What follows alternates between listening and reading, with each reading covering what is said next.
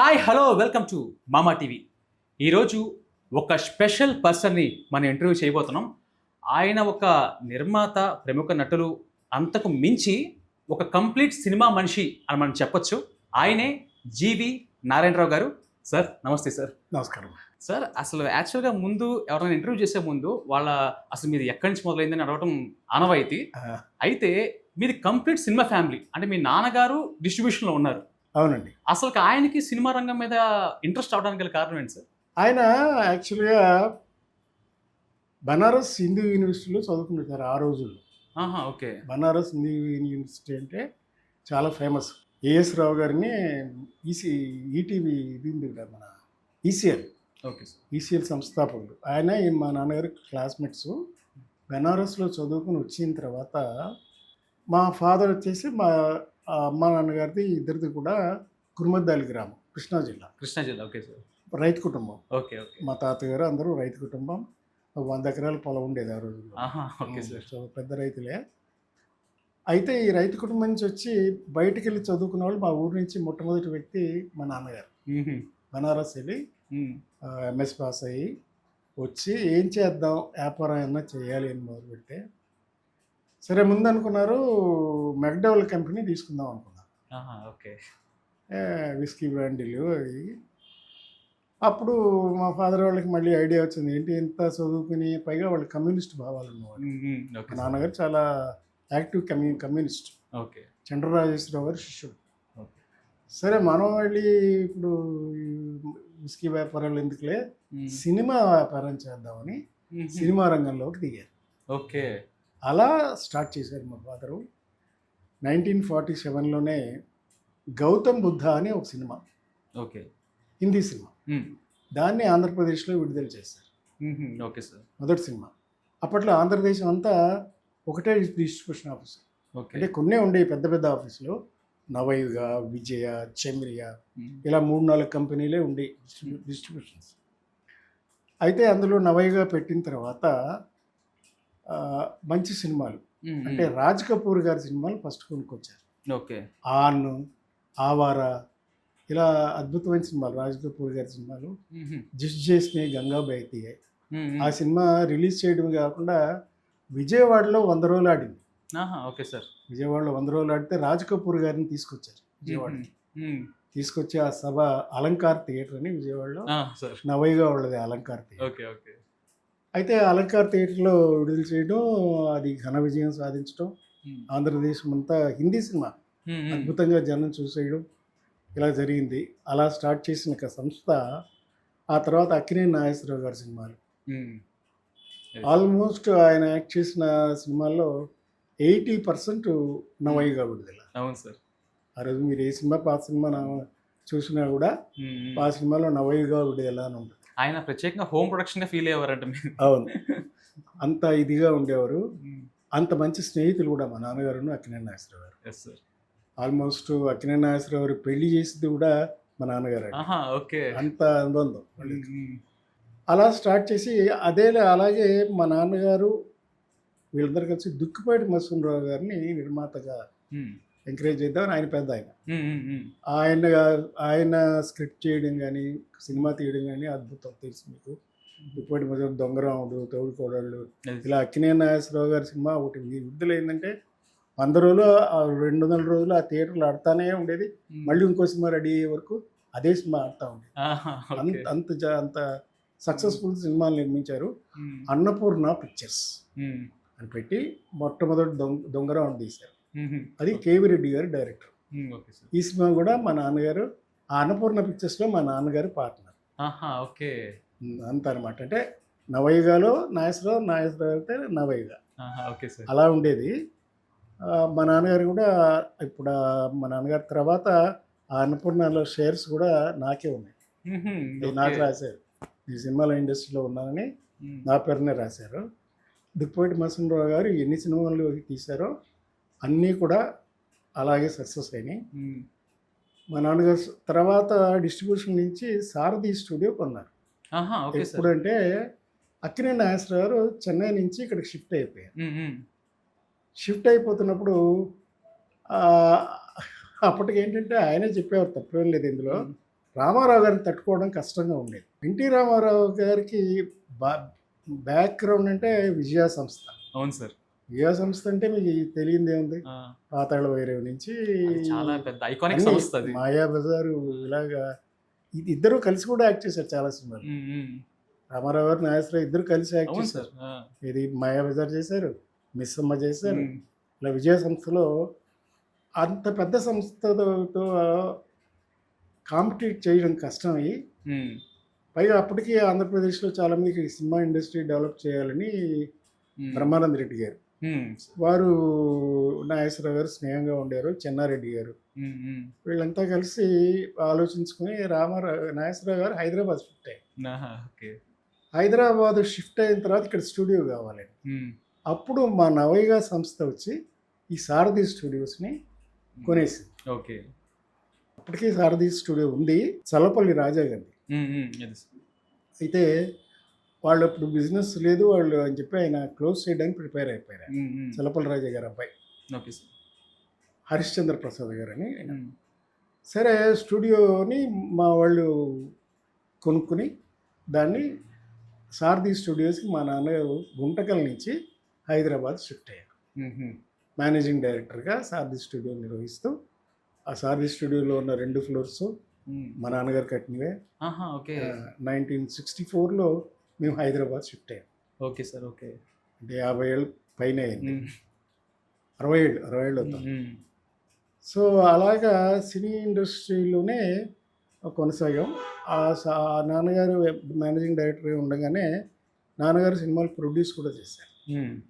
చలం గారితో తోటరాముడు, ఓ బంగారు లేక ఆయన, తర్వాత ఆత్మీయులు, అక్కినేని నాగేశ్వరరావు గారు, వాణిశ్రీ గారు, దుక్పాటి మత్స్యరావు గారు, వి మత్స్యరావు గారు డైరెక్షన్.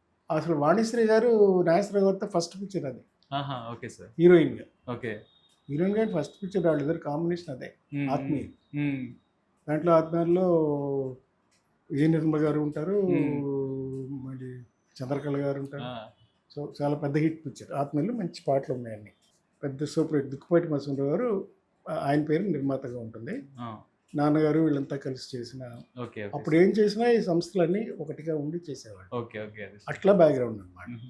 సో అలాగే సారథి స్టూడియోస్, తర్వాత సరోవర్ హోటల్ హైదరాబాద్లో ఇవన్నీ నిర్మించుకోవడం అవన్నీ చేస్తూ నాన్నగారు డిస్ట్రిబ్యూటర్గాను నిర్మాతగాను కూడా మంచి సినిమాలు తీశారు. అదే సార్.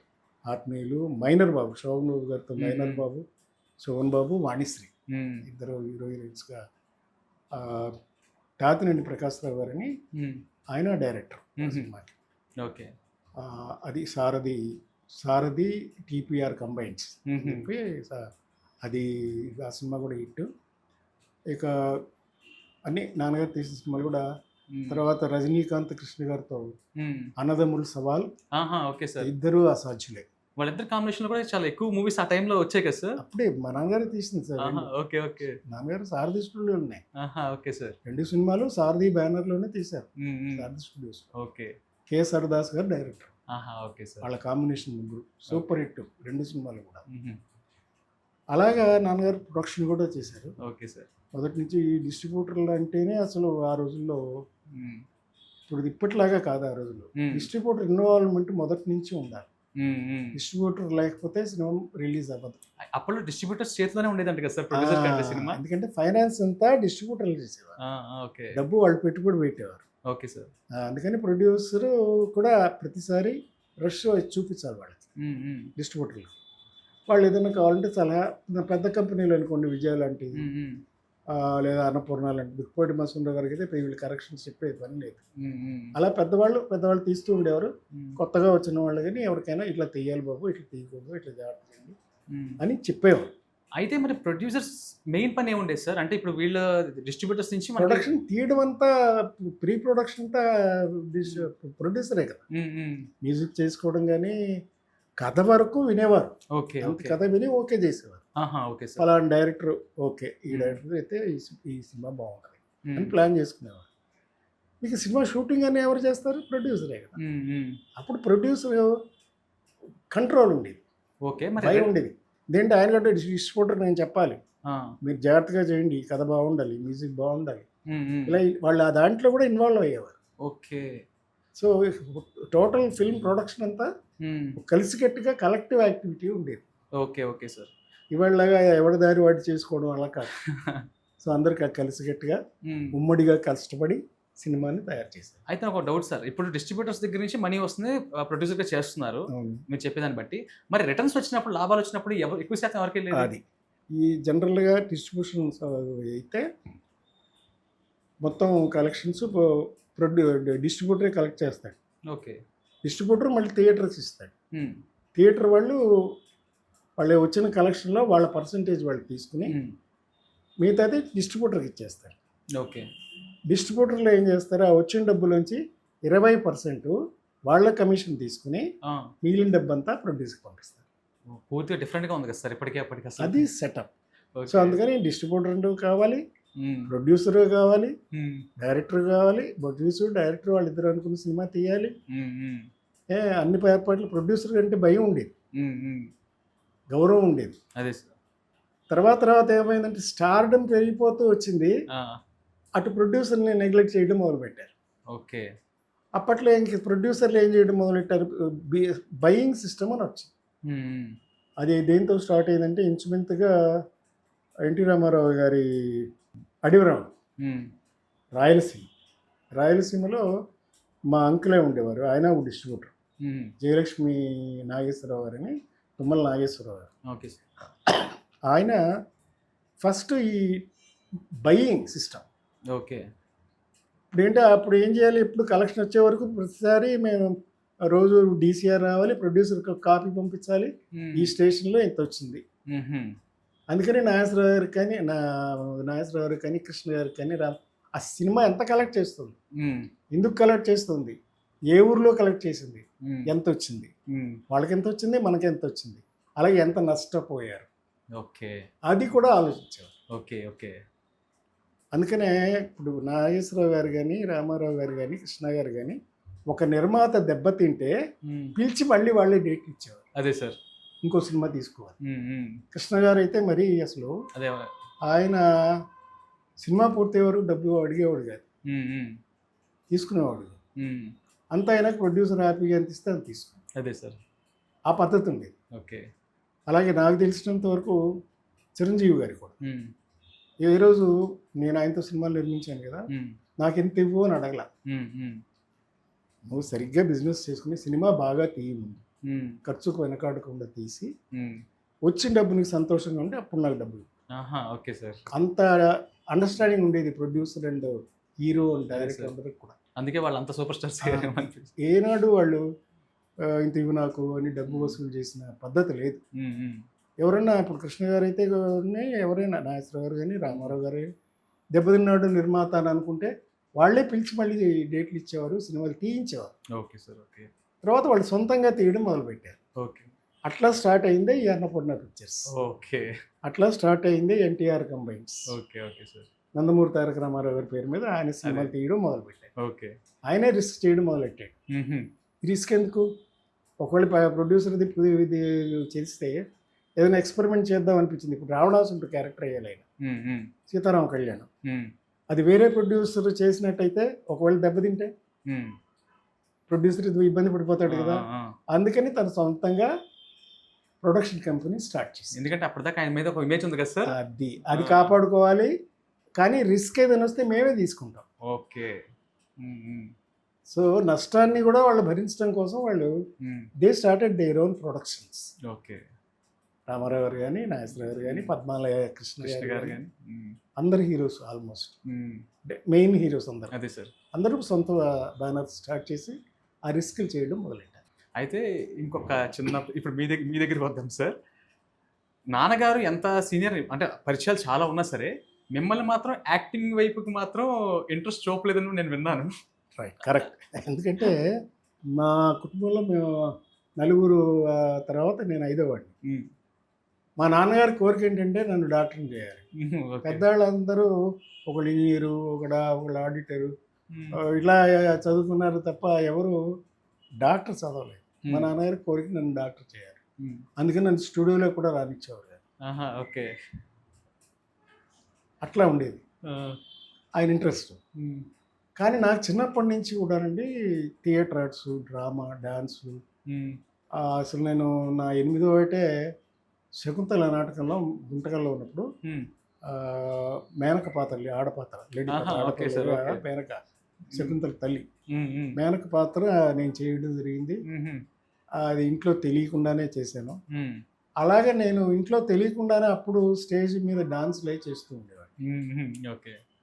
తర్వాత అయిన తర్వాత హైదరాబాద్ మేము షిఫ్ట్ అయ్యాను దగ్గర సారథి స్టూడియోస్కి వచ్చాం. వచ్చిన తర్వాత ఇక్కడ నేను రవీంద్ర భారతిలో మాకు స్కూల్ ఉండేది, నాట్య విద్యాలయ అని, యాక్టింగ్ స్కూల్, అది sir. Theatre arts. AR Krishna గారిని ఆయన నడిపేవారు. రవీంద్ర భారతిలోనే పైన హాల్, చిన్న హాల్, మినీ హాల్లో ఉండేది. అందులో జాయిన్ అయ్యి చదువుకుంటూనే నేను 10th చదువుతున్నప్పుడే అందులో జాయిన్ అయ్యి అక్కడి నుంచి డ్రామా చదవడం మొదలుపెట్టాను. ఓకే. ఇంటర్మీడియట్ వచ్చేసి ఇంటర్మీడియట్లో కూడా, అప్పుడు ఇంటర్మీడియట్లో కూడా కోర్స్ ఉండేది, యాక్టింగ్ కోర్స్ ఉండేది. Okay sir. యాక్టింగ్ పుస్తకాలు అప్పుడే ప్రింట్ అయినాయి ఫస్ట్ టైం. అక్కడ నాటకాలు వేస్తూ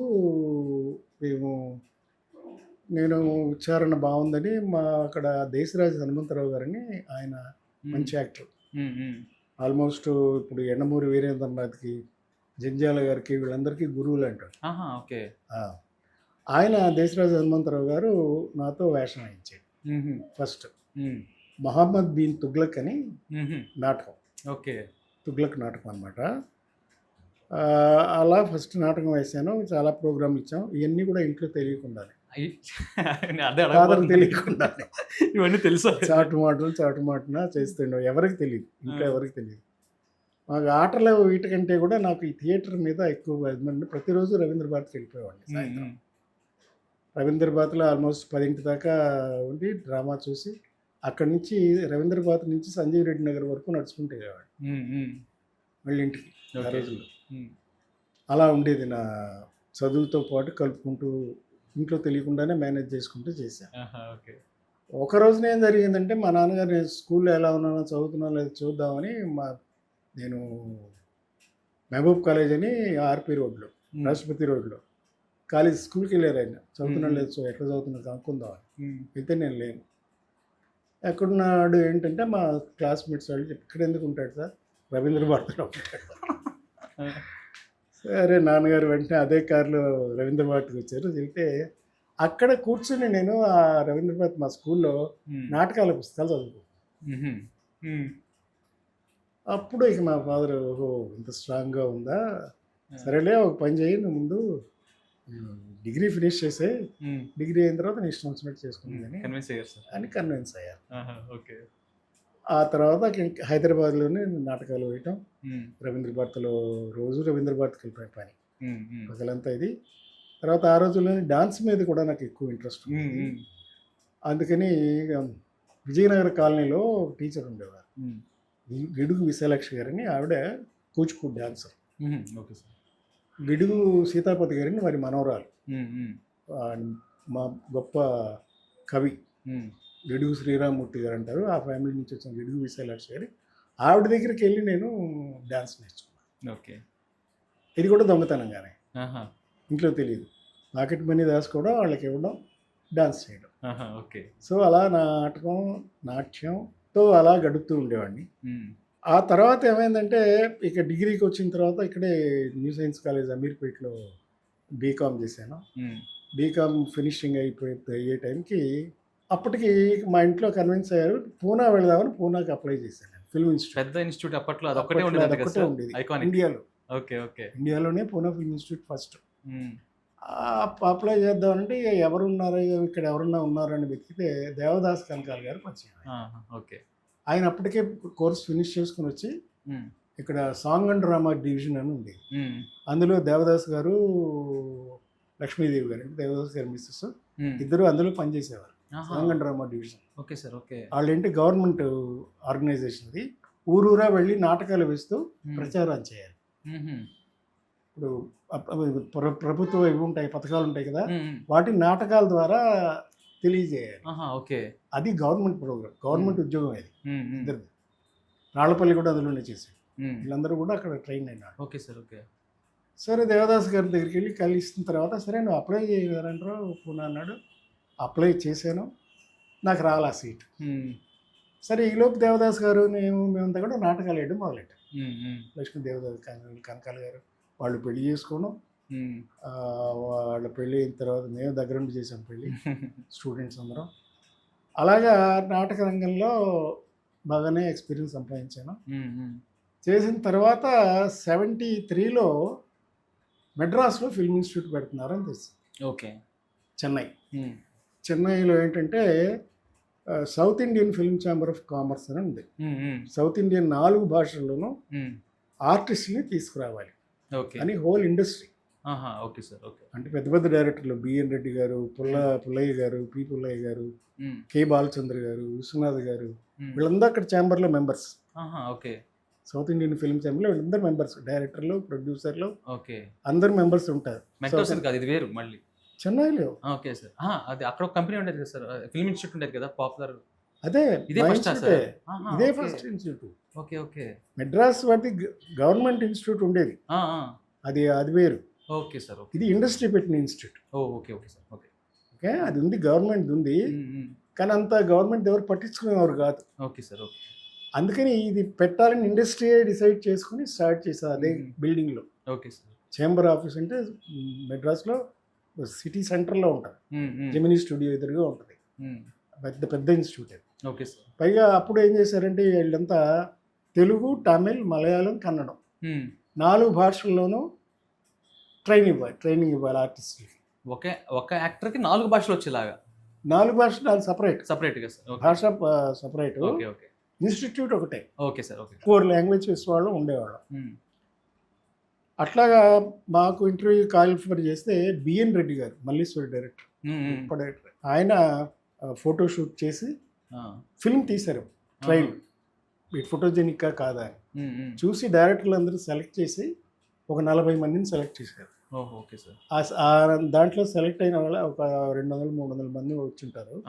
అందులో సెలెక్ట్ అయిన వాళ్ళలో నేను, రజనీకాంత్, ప్రదీప్ శక్తి ఇలాగా సెలెక్ట్ అయ్యాను. Okay sir. నేను Telugu, Rajinikanth Tamil, okay, sorry Rajinikanth Kannada class, Kannada. అట్లాగా అన్ని భాషలు 4 భాషలు ఒకే చోట ఉండేవాడు. మాకు కాకపోతే ఏంటంటే అన్ని కామన్ క్లాసులు ఉండేవి, డాన్సు, మ్యూజిక్, తర్వాత వాయిస్ ఎక్సర్సైజ్లు, ఇవన్నీ కామన్ క్లాస్, అందరు కలిసి చేసేవాడు. సో మేమంతా కలిసి చదువుకున్నట్టు అయిపోయింది. ఓకే. ఓకే. ఓన్లీ డిక్షను, తర్వాత డ్రామా సీన్స్ వరకు ఎవరి లాంగ్వేజ్ వాళ్ళు చేశారు. ఓకే. ఓకే. అలా మేము 2 ఏళ్ళు కలిసి చదువుకున్నాం. Okay sir. సో 1975లో బయటకు వచ్చాం. 97 పాస్ అవుట్. 2 years కోర్స్ మాది, ఫుల్ టైం. ఓకే. ఇక్కడలాగా ఏదో ఇప్పుడు 6 నెలలు 3 నెలలు అలా కాదు, 2 ఏళ్ళు ఫుల్ టైం. ఓకే. పొద్దున్నే 9కి వెళ్తే మామూలుగా అయితే 5 గంటలకు అయిపోతుంది కాలేజెస్ ఇవన్నీ. మేము 10-12 దాకా 10 దాకా కూడా రిహార్సల్స్, డ్రామాలు చేస్తూనే ఉండేవాళ్ళం, నైట్ దాకా. కోఇన్సిడెన్స్ ఏంటంటే నేను స్టూడెంట్గా వెళ్ళాను, దేవదాస్ కనకాల గారు లెక్చరర్గా వచ్చారు. Okay. So again we met. So మా కెరీర్ అట్లా కంటిన్యూ అయిందన్నమాట. 2 ఏళ్ళు ఆయన మా టీచరు, మేమందరం స్టూడెంట్స్. ఓకే. Okay sir. ఆయన దగ్గర చదువుకున్న వాళ్ళమే. అలా చేస్తే ఫైనల్గా మా 2 years మా కోర్స్ అయిపోయేసరికి ఫినిషింగ్ ఎగ్జామినర్స్కి డైరెక్టర్లు వచ్చేవారు. కె విశ్వనాథ్ గారు, బాలచంద్ర గారు, తెలుగుకి అయితే కె విశ్వనాథ్ గారు, తమిళకి అయితే బాలచంద్ర గారు, అలాగే కన్నడ, మలయాళం అందరూ ఇండస్ట్రీ డైరెక్టర్ని ఎగ్జామినర్స్గా పిలిచేవారు. అక్కడ మేము పర్ఫామ్ చేసేవాళ్ళం. ఓకే. అలా చేసిన టైంలో బాలచంద్ర గారు మమ్మల్ని చూసి 3 సెలెక్ట్ చేశారు. Okay sir. అది కూడా నేను, రజనీకాంత్, ప్రదీప్ శక్తి అంటే చాలా సినిమాలు చేశాడు, మీరు చూసుకుంటారు. తమిళంలో సినిమా తీశారు, అవల్ ఉరు తొడర్ కథై, అంటే ఆవిడ ఒక సీరియల్. ఆ సినిమాని తెలుగులో తీస్తూ మమ్మల్ని బుక్ చేసుకున్నారు. తెలుగులో. తమిళంలో తీశారు అప్పటికి. తమిళంలో జయప్రద గారి క్యారెక్టర్ సుజాత గారు చేశారు. తమిళంలో ఫస్ట్ వచ్చింది అవళ ఒరు తొడరు కదా, మేము చదువుకుని బయటకు వచ్చే టైంకి వచ్చింది. పెద్ద హిట్. అయితే దాన్ని తెలుగులో తీద్దామని మళ్ళీ బాలచంద్ర గారు తెలుగులో తీశారు. తీస్తున్నప్పుడు మాకు అవకాశం కలిగించారు. ఓకే. తమిళంలో సుజాత గారు చేస్తే ఆ క్యారెక్టర్ తెలుగులో జయప్రద గారు చేశారు. ఓకే. ఆ అన్న క్యారెక్టర్ వచ్చేసి రజనీకాంత్ గారు చేశారు. దైవంతో మంది దేవుడే ఇచ్చాడు వీధి ఒకటి పాట ఉంటుంది. అదే ఫస్ట్ పిక్చర్ రజనీకాంత్ కూడా. తమిళం కాదు, ఫస్ట్ తెలుగే.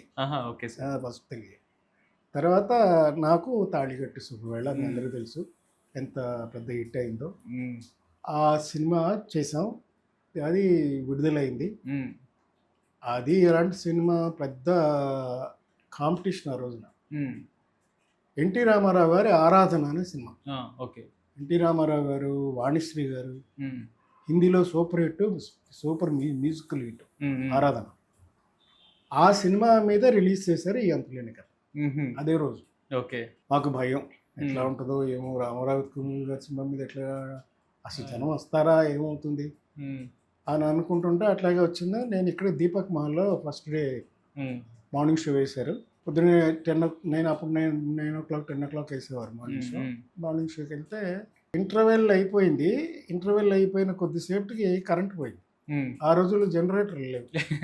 దీపక్ మహల్ అనేది అప్పట్లో పెద్ద థియేటర్, పెద్ద హిట్ సినిమాలన్నీ అందులో పాడేవి, నారాయణగూడ. సరే ఏమైపోయింది, నాకు టెన్షను, జనం ఉంటారా, వెళ్ళిపోతారా, ఉండేదే సగం థియేటర్ ఉందంతే. ఏం చేద్దాం ఏంటి అంటే అట్లా కూర్చున్నారు, జనం వెళ్ళరు, కూర్చున్నారు అలా. 2 అయింది, 3 అయింది, 4 అయింది, అట్లా కూర్చున్నారండి జనం. వెళ్ళా బయటికి, అమ్మా అనుకున్నాము. థియేటర్లోంచి జనం బయటకు వచ్చారు, హ్యాపీగా వచ్చారు. సో సూపర్ టాక్ ఫస్ట్ డేని. ఓకే. అసలు భయపడిపోయాం ఆ సినిమా మీద, ఆడతా లేదా, అందరూ కొత్త వాళ్ళు ఉన్నారు. అదే సార్, యాక్చువల్గా నేను ఇంకోటి కూడా చెప్పాలి. ఆ పాట చూస్తున్నప్పుడు ఎక్కడ ఒక కొత్త ఆర్టిస్ట్ ఆనవాళ్ళం నీలో కనపడు. ఆ ఇన్వాల్వ్ అవటం కానీ, ఆ మిమిక్రీ గురించి యాక్ట్ చేయడం కానీ, అది మాత్రం credit goes to Kamal Haasan. మీకు నా క్యారెక్టర్ టైంలో కమల్ హాసన్ చేశారు. ఓకే. ఓకే. ఓకే. ఆ క్యారెక్టర్ చేసింది కమల్ హాసన్ గారు. ఆయన నా డాన్స్ మాస్టర్ కూడా లేడు ఆ సాంగ్కి. ఎందుకంటే బాలచంద్ర గారి సంఘం జనరల్గా డాన్స్ మాస్టర్ పెట్టరు, ఆయనే కంపోజ్ చేసి ఆయనే షూట్ చేస్తారు. ఓకే. అయితే ఆ షూటింగ్ రోజు కమల్కి ఫోన్ చేసి సెట్కి రా ఒకసారని బాలచంద్ర గారు పిలిచారు. కమల్ హాసన్ వచ్చి నాకు ఏమేమి బిట్లు ఎలా చేశాడు నాకు ఒకరోజు చెప్పేశాడు అన్ని. ఇట్లా చేశాను నారాయణరావు, నువ్వు క్యారీ అయిపో. ఆయన వేరే షూటింగ్ ఉంది, సో ఆయన వెళ్ళిపోయాడు. సో డాన్స్ మాస్టర్ కూడా లేకుండా కో డైరెక్టర్ ఏమో ఈనక్ శర్మ గారు, మేమే కంపోజ్ చేసుకుని మేమే చేసాం. సాంగ్ అంతా అయిపోయింది. బాలచంద్ర గారు హ్యాపీగా స్టేజ్ మీదకి వచ్చారు, దగ్గరికి వచ్చి స్టేజ్ డాన్స్ కదా అయిపోయినాక, నారాయణరావు బాగా చేసావు, తమిళ్లో కమల్ హాసన్ చేసిన దాంట్లో ఒక 90% చేస్తావు నువ్వు, బట్ మీకు ఆంధ్ర ఇది 100%. ఎస్ సార్, యాక్చువల్గా మేము పాత సినిమాలు ఏదైనా చూసి ఎంజాయ్ చేస్తున్నాం, ఆ సాంగ్ చాలా ఎంజాయ్ చేస్తాం సార్. ఎందుకంటే ఆ జనరేషన్కి మేము కొత్త సినిమాలు చూస్తాం, కానీ పాత సినిమాలు ఎందుకో అంత ఇంట్రెస్ట్. కానీ ఆ పాటకు వచ్చేసరికి ఆ మిమిక్రీ మీరు చేయడం, మళ్ళీ ఆ పిల్లల రియాక్షన్ అసలు భలే అనిపించేది సార్. సో అలాగే కమల్ హెల్ప్ చేయడం, అంటే మేమంతా గ్రూప్ అప్పుడు. అదే సార్, కమల్, రజనీ, మేమంతా ఆయన శిష్యులు, మా గురువు గారి శిష్యులు, బాలచంద్ర గారి శిష్యులు. మాకు షూటింగ్లు ఉన్నా లేకపోయినా అందరం అక్కడే కూర్చునేవాడు. మళ్ళీ ఒక ఆర్టిస్ట్కి ఆయన డైరెక్షన్లో చేయడం అనేది చాలా, ఒక్క సినిమాని ఆయన డైరెక్షన్ చేయాలని చాలా కోరుకుంటారు, కానీ మీకు మాత్రం ఫస్ట్ మూవీకే ఆయన దగ్గర అవకాశం వచ్చింది. నాకు, రజనీకి, అదే సార్, అందరికీ అదే కదా. కమల్ హాసన్కే అదే, తెలుగులో కమల్ హాసన్ కూడా ఫస్ట్ పిక్చర్ అదే. Okay sir. అందుకంటే కదా కమల్ హాసన్ కూడా ఉన్నాడు క్యారెక్టర్, బెంగాలీ క్యారెక్టర్. అదే సార్, నేను మెయిన్ క్యారెక్టర్ చేశాను, తన గెస్ట్ రోల్ చేశాను. అదే సార్, అదే ఎక్కువ రోల్ ఉంది, 1 day షూటింగ్. సార్ బాలచంద్ర గారి దగ్గర ఉన్న ప్రత్యేకత ఏంటి సార్? ఒక ఆర్టిస్ట్ ఆయన దగ్గరికి వెళ్తే మాత్రం బాగా పిండి పంపుతారు. గొప్ప ఏంటంటే కొంతమంది ఉంటారు, కానీ వాళ్ళు చేసి చూపించేసి ఇలాగే చేయమని చెప్తారు. ఓకే. అది ఇమిటేషన్ అవుతుంది, దాంట్లో ఫ్రెష్నెస్ ఉండదు. అంటే అన్ని క్యారెక్టర్లు అలాగే ఉంటాయి ఇంచుమించుగా. అదే సార్, పేర్లు చెప్పను నేను. వాళ్ళు చేయిస్తారు, ఏదో రకంగా చేయిస్తారు, కానీ వాళ్ళు చేసి చూపించేసి చేయమంటారు. అప్పుడేమవుతుంది, అన్ని క్యారెక్టర్లోనూ ఆ కళలు కనపడతాయి. అట్లా కాకుండా మీరేం చేస్తారో చేయండి, ఇంకా ఇంప్రూవ్ చేయండి, ఇంకా రానండి అని పిండడం అన్నారే, పిండడమే. ఎంత కష్టంగా ఉండేదంటే 2 ఇన్సిడెంట్స్ చెప్తాను నేను. అంతులేని కథలోనే జయప్రద గారుని రజనీకాంత్ తిడతాడు, ఏం తిరుగుతున్నావే, రంగులు పూసుకుని తిరుగుతున్నావు సానిదానిలాగా అంటాడు. ఉమ్, అప్పుడు అమ్మాయికి కోపం వస్తుంది. వచ్చి ఒక్కొక్క పాస్బుక్ తీసి పడేస్తే, ఉమ్, ఇదిగోరా ఇది నీ చెల్లెల కోసం, ఉమ్, ఇదిగోరా ఇదేమో నీ కొడుకు కోసం, ఉమ్, ఇది నీ గుడ్డి తమ్ముడు కోసం, ఆ, ఇది నీ కోసం, ఇది మీ ఆవిడ కోసం, ఉమ్, అన్నీ మీకోసమే కానీ నా కోసం ఒక్క పాస్బుక్ ఉన్నదేమో చూడరా. ఉహు, ఉమ్, ఉమ్, ఈ సంపాదించేది ఉమ్, షోకులు చేసుకోవడానికి కాదురా, ఉమ్, మిమ్మల్ని పోషించడానికి ఉమ్, అది చెప్తుంది. ఇది ఎందుకు చెప్తున్నానంటే, ఆ రోజు ఒకరోజు పొద్దున్నే షూటింగ్ స్టార్ట్ చేసాము. ఉమ్, జయప్రద గారు చిన్నపిల్ల అప్పుడు, ఉమ్, ఉమ్, అయితే అమ్మాయికి 18 ఏళ్ళు ఉంటాయి. ఉమ్, ఉమ్, ఇంత బరువైన పాత్ర చేయడం అదే సార్. చాలా కష్టం. అది ఉమ్, మా ముందే, ఉమ్, నాకంటే అప్పటికి 2-3 ఏళ్ళు చిన్నది. ఉమ్, ఉమ్, 18, నాకు 20, ఉమ్, అమ్మాయికి 18 ఏళ్ళు ఉంటాయి, ఉమ్, ఉమ్, 18-17 ఉంటాయి. అయితే జయప్రద చేస్తూనే ఉంది, టేక్ ఓకే అవట్లా. ఉమ్, ఒక రోజంతా రిహార్సల్, ఉమ్, రెండో రోజు మళ్ళీ పొద్దున్నే మొదలెట్టి మధ్యాహ్నం దాకా రిహార్సల్. మధ్యాహ్నం మేకప్ రూమ్లోకి వెళ్ళిపోయి జయప్రద ఆడవడం మొదలెట్టింది. నేను చేయను, మరి రాజమండ్రి వెళ్ళిపోతాను అంటే అప్పుడు రజనీకాంత్ నేను పక్కన కూర్చుని, లేదమ్మా నీకు మంచి పేరు వస్తుంది ఈ సినిమాలో, ఉమ్, ఆయన దగ్గర చేయిస్తే ఆయన సాటిస్ఫై అయ్యేదాకా మనం ఏం చేయలేం, ఉమ్, చేయాల్సిందే. ఉమ్, సరైన ధైర్యంగా వెళ్ళి అప్పుడు చేసింది టేక్ ఓకే. ఉమ్, సో అలాగే పిండేవాడు. ఉమ్, అలా అదే సినిమాలో దేవుడే ఇచ్చాడు అనే పాటలో ఒక షాట్ ఉంటుంది. ఉమ్, జయప్రద కట్టను మూస్తే రజనీకాంత్ వచ్చి అక్కడ సిగరెట్ వేసుకుని ఉమ్, ఉమ్, మళ్ళీ వెళ్ళాలి, ఉమ్, మళ్ళీ ఇంకో చోటుకెళ్ళి ఇంకో తలుపు వేస్తుంది, ఉమ్, మళ్ళీ కట్టను వేయాలి, ఉమ్, ఈ సిగరెట్ వేయాలి, ఉమ్, ఇవన్నీ మ్యాచ్ అవ్వాలి. ఉమ్, ఇట్లా ఒక షాట్ పెట్టాడు ఆయన, ట్రాలీ షాట్, ఉమ్, పెద్ద షాట్. అది రాత్రిపూట షూటింగ్. ఉమ్, ఒక రాత్రి మొదలెట్టాం, 10 దాకా చేసి ప్యాకప్. ఉమ్, రెండో రోజు ఉమ్, మళ్ళీ 10 దాకా చేసి ప్యాకప్. ఉమ్, రజనీకాంత్ ఏం చేశాడు, ఎప్పుడో ఆయన గురికి సరదాగా చూపించాడు, ఉమ్, అది పట్ల ఆ రోజు ఉమ్, సింకా పట్ల, ఉమ్, ఉమ్, దీనికి టెన్షన్ వచ్చేసి సిగరెట్ పట్ల ఉమ్, ఎట్లా నోట్లోకి. ఈ రజనీకాంత్ వెళ్ళిపోయి, గురుగారు వదిలేయండి సార్, నా వాళ్ళు కాదు, కొంచెం మార్చుకోండి సార్, కట్ చేసి తీసుకోండి సార్. ఉమ్, నాకు చూపించావు కదా, ఉమ్, చేయాల్సిందే, ఉమ్, అది ఆ కాంబినేషన్లో వస్తేనే బాగుంటుంది. ఉమ్, మూడో రోజు ఓకే అయింది ఆ షాట్. బా, ఆహా, సో అంటే ఎంత యాక్యురేట్గా చేయాలో అంత యాక్యురేట్గా చేసేవారు యాక్చువల్లీ. ఉమ్, ఉమ్, ఆ రోజుల్లోనే ఒక 1000 ఫీట్ రీల్స్ ఉండేవి, పిక్చర్ కెమెరా ఉండే, ఉమ్, ఉమ్, అట్లాంటివి డబ్బాలు వెళ్తానే ఉండే, బా, తీస్తూనే ఉండేవారు. ఉమ్, సో ఖర్చు పెట్టేదంతా నెగిటివ్ మీద ఖర్చు పెట్టేవాడే. ఉమ్, అందుకే సినిమా ఇన్నేళ్ళు అయినా, ఇప్పటికి 50 ఏళ్ళు అవుతుంది. ఉమ్, ఆ సినిమా వచ్చి నెక్స్ట్ ఇయర్కి 50th ఇయర్. అదే సార్. సో అన్నాళ్ళు నిలిచిపోయే సినిమాలు తీయగలిగారు. అట్లాగే ఒక మాయాబజార్, అలాగే ఆ రోజుల్లో సినిమాలు అంత కృషితో తీసేవారు. అదే సార్. కేవీ రెడ్డి గారు కానీ, బాలచంద్ర గారు కానీ, విశ్వనాథ్ గారు కానీ, చాలామంది ఉన్నారు మహానుభావులు. అదే సార్. వాళ్ళందరూ కూడా అంత కృషితో చేయబట్టే ఇండస్ట్రీ వాళ్ళ అదే సార్ ఇంత ఎదగలిగింది. ఇంకో విషయం సార్ మీ గురించే, దీని తర్వాత మీరు ఒక డైరెక్టర్తో పనిచేశారు, బెంగాల్ డైరెక్టర్ మృణాల్ సేన్ గారు, చాలా గొప్ప డైరెక్టర్. అవునండి. ఆయన దగ్గర మీకు అవకాశం రావటం అంటే, ఆయన మామూలుగా అయితే చేయరు, ఆయనతో జర్నీ ఎలా సార్? దానికి కూడా అండి, యాక్చువల్గా దానికి ప్రొడక్షన్ అంతా చూసుకుంది మా అన్నయ్య. ఓకే. రవీంద్రనాథ్ గారు అని. ఓకే. ఆయన తర్వాత కూడా ప్రొడ్యూసర్, మా భూమి సినిమా తీశారు ఆయన. Okay sir. మా బ్రదర్ కూడా ఆయనే మృణాల్ సేన్ గారిని తీసుకొచ్చారు. ఓకే. ఆయనతో సినిమా తీద్దామని మృణాల్ సేన్ గారిని మెడ్రాస్ తీసుకొస్తే, ఆయన ఒక ఊరి కథ అనేది ఒక షార్ట్ స్టోరీ, కఫన్, మున్షి ప్రేమ్చంద్ అని హిందీలో గొప్ప రచయిత. ఆయన షార్ట్ స్టోరీసే చాలా గొప్పగా రాసేవారు, ఫేమస్ ఇండియా అంతా. అయితే దాంట్లో హీరో క్యారెక్టరు వెతుకుతున్నారు, ఎవరిని పెడితే బాగుంటుందని చాలామందిని చూస్తున్నాం. అప్పుడు నేను కమల్ హాసన్ తీసుకెళ్ళాను. అక్కడ ఆయన అశోక్ మెడ్రాస్లో వుడ్లాండ్స్ హోటల్లో ఉండేవారు. అంటే నేను కమల్ హాసన్ గారిని తీసుకెళ్ళి పరిచయం చేశాను. ఆ కమల్ హాసన్ కూడా చాలా ఇష్టం ఆ డైరెక్టర్ అంటే. మృణాల్ సేన్ అంటే అప్పటికే పెద్ద డైరెక్టర్, లెజెండ్ ఇండియాలోనే. అదే సార్. సత్యజిత్ రే తర్వాత మృణాల్ సేన్ గారు వరల్డ్ వైడ్ ప్రశస్తి. ఆయన కమల్ హాసన్ చూసాడు, చూసి అప్పటికే జిమ్ బాడీ కమల్ హాసన్, షర్టీ బాబు అన్నాడు, తీసారు జిమ్ బాడీ సారీ నాన్న ఈ క్యారెక్టర్ నువ్వు సూట్ అవ్వు అన్నాడు. ఆయన సార్ లేకపోయినా నేను మీ దర్శనం చేసుకున్నాను చాలు అని చెప్పి ఆయన కాళ్ళకి నమస్కారం పెట్టి ఆడు హ్యాపీగా వెళ్ళిపోయాడు. తర్వాత ఎందుకో నేను అప్పటికే దేవదాస్ కనకాల గారు తీసిన నిజం సినిమా చేసాం. నేను రాజేంద్ర ప్రసాద్ మేమంతా చేసాం నిజం. రావిశాస్త్రి గారి నవల నాటకం. ఆ రష్ చూశారు. అవునయ్యా నారాయణరావు నువ్వెందుకు చేయకూడదు అన్నాడు. ఏమో సార్ మీరు అడగలేదు నేను చెప్పలేదు అంటే ఆయన అసెస్ చేస్తున్నా ఆయనకి మృణాల్ సాయి గారికి.